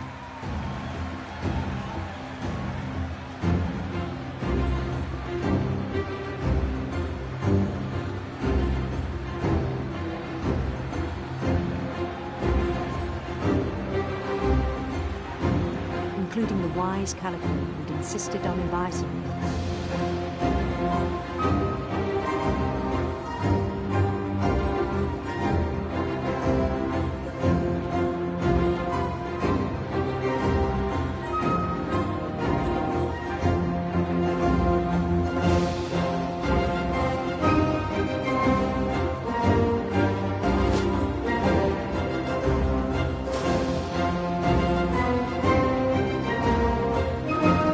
Queen waited, holding his crown.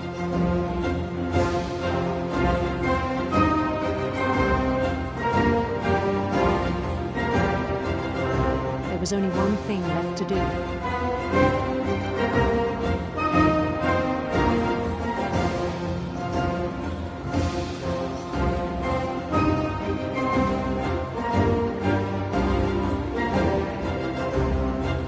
Bend down his head.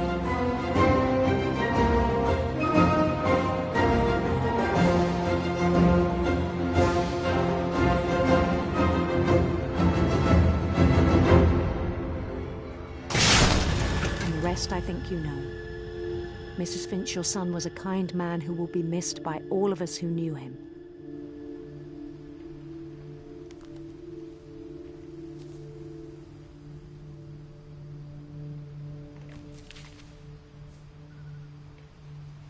My brother was really cool. I wish you could have met him.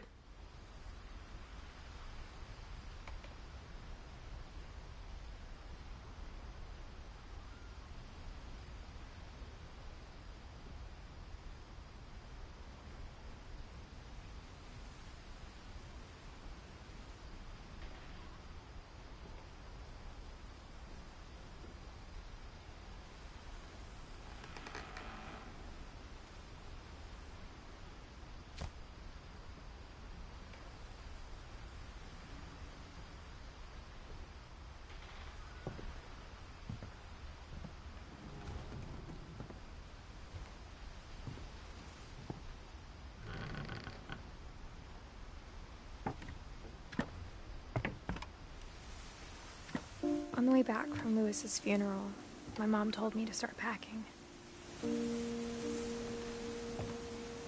She waited until the day before we left to tell Edie. I'm not sure if she wanted to make it easier or harder.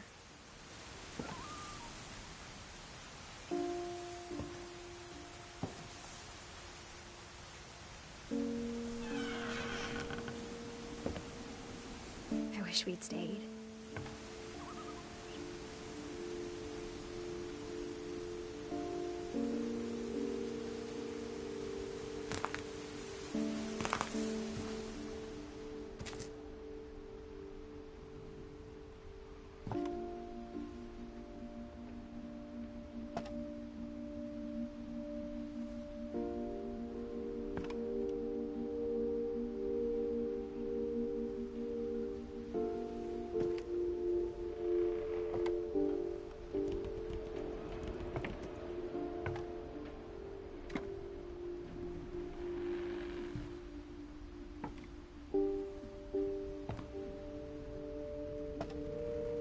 My mom ended up leaving everything behind.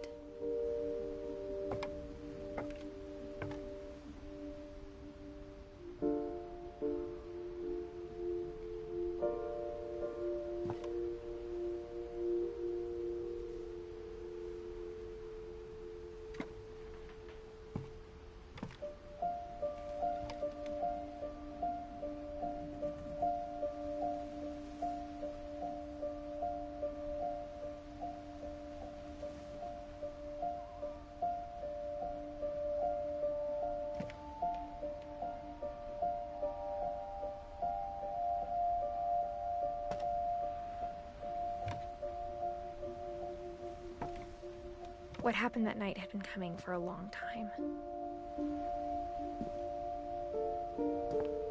Maybe it should have come sooner.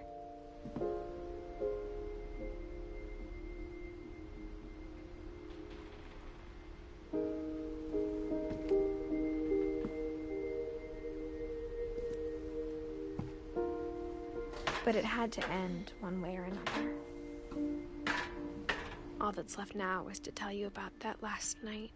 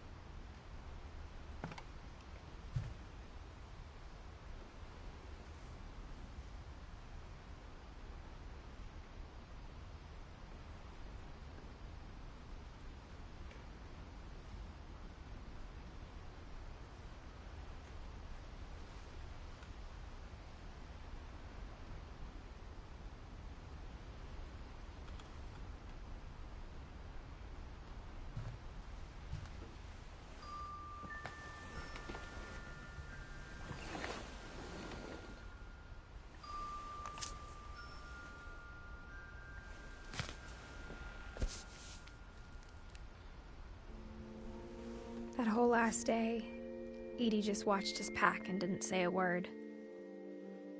Until supper, when she raised her glass and said, "To our final night together, and all our final nights apart." Grandma, you know what I said about alcohol. Some of your medications are very Edith, specific. I left a present for you in the hallway. Why don't you go open it? The grown-ups have to argue now.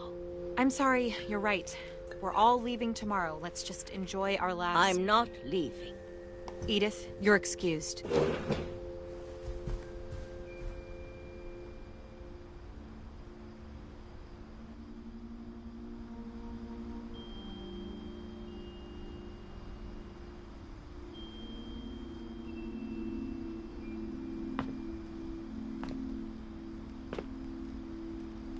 The power had been shut off that morning, but Edie always had plenty of candles. When my mom said the library, I don't think she knew about the other entrance. Or that Edie had a key to it.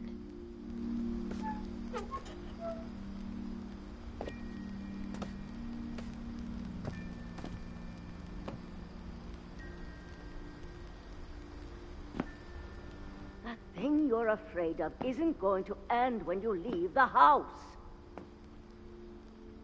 Edith has a right to know these stories. My children are dead because of your stories. I think it's best if Edith and I leave tonight.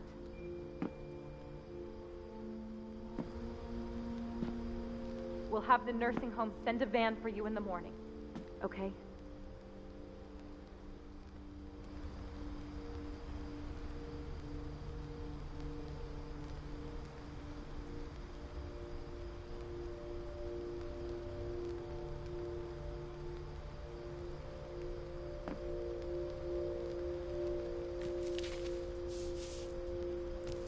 Dear Edith, there's so many stories I wish I could tell you, but there's only time for one. This is about what happened on the night you were born. That night, the tide went way, way out.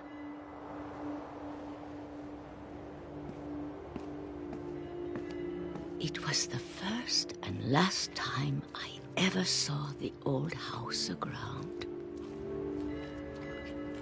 There'd been an earthquake out in the middle of the ocean.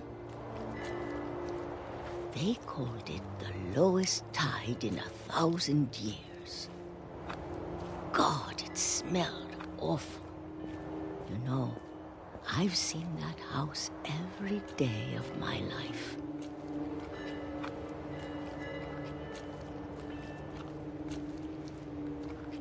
But I never thought I'd go back to it. When the fog rolled in, I I lost my way.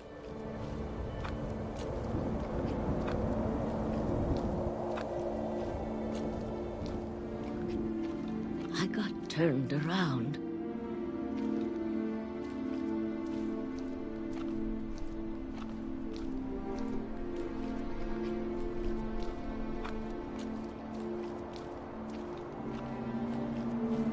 For a while, I wandered.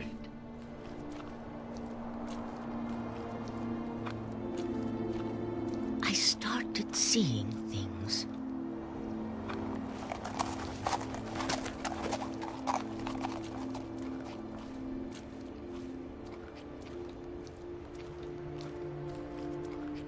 Things I'd forgotten had ever existed.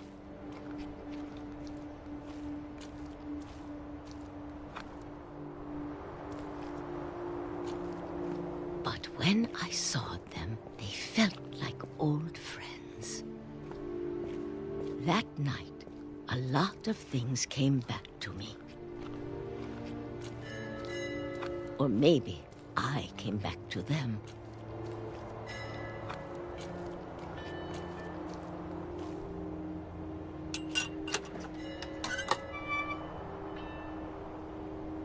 Things I can't explain, but that I need you to try and... Edith, what are you doing in here? It's mine. Edith! Mom, you're gonna rip it! Let go! I kicked and screamed, but Mom dragged me to the car.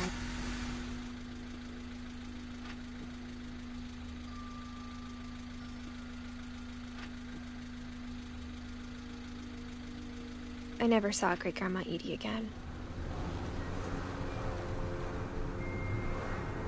The next morning, the van came to pick her up, but she was already gone. After that, we moved around a lot.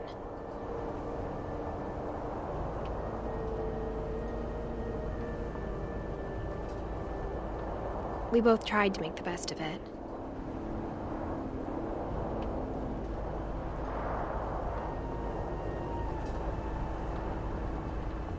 A few years went by.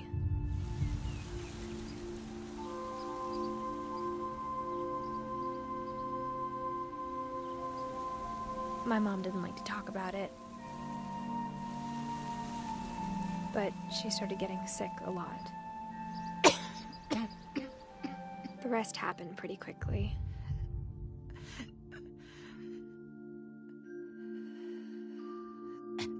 She got better for a while, and then she didn't.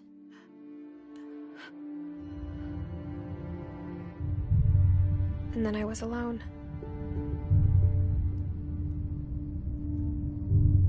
The last Finch left alive.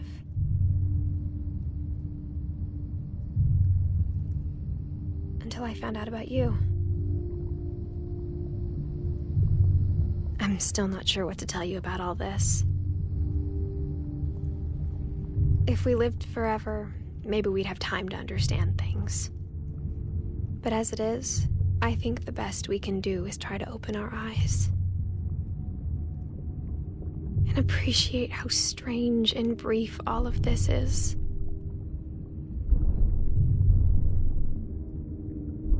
This journal was supposed to be for you. But now I hope you'll never see it. I just want to meet you and tell you all these stories myself. But I guess if you're reading this now, things didn't work out that way.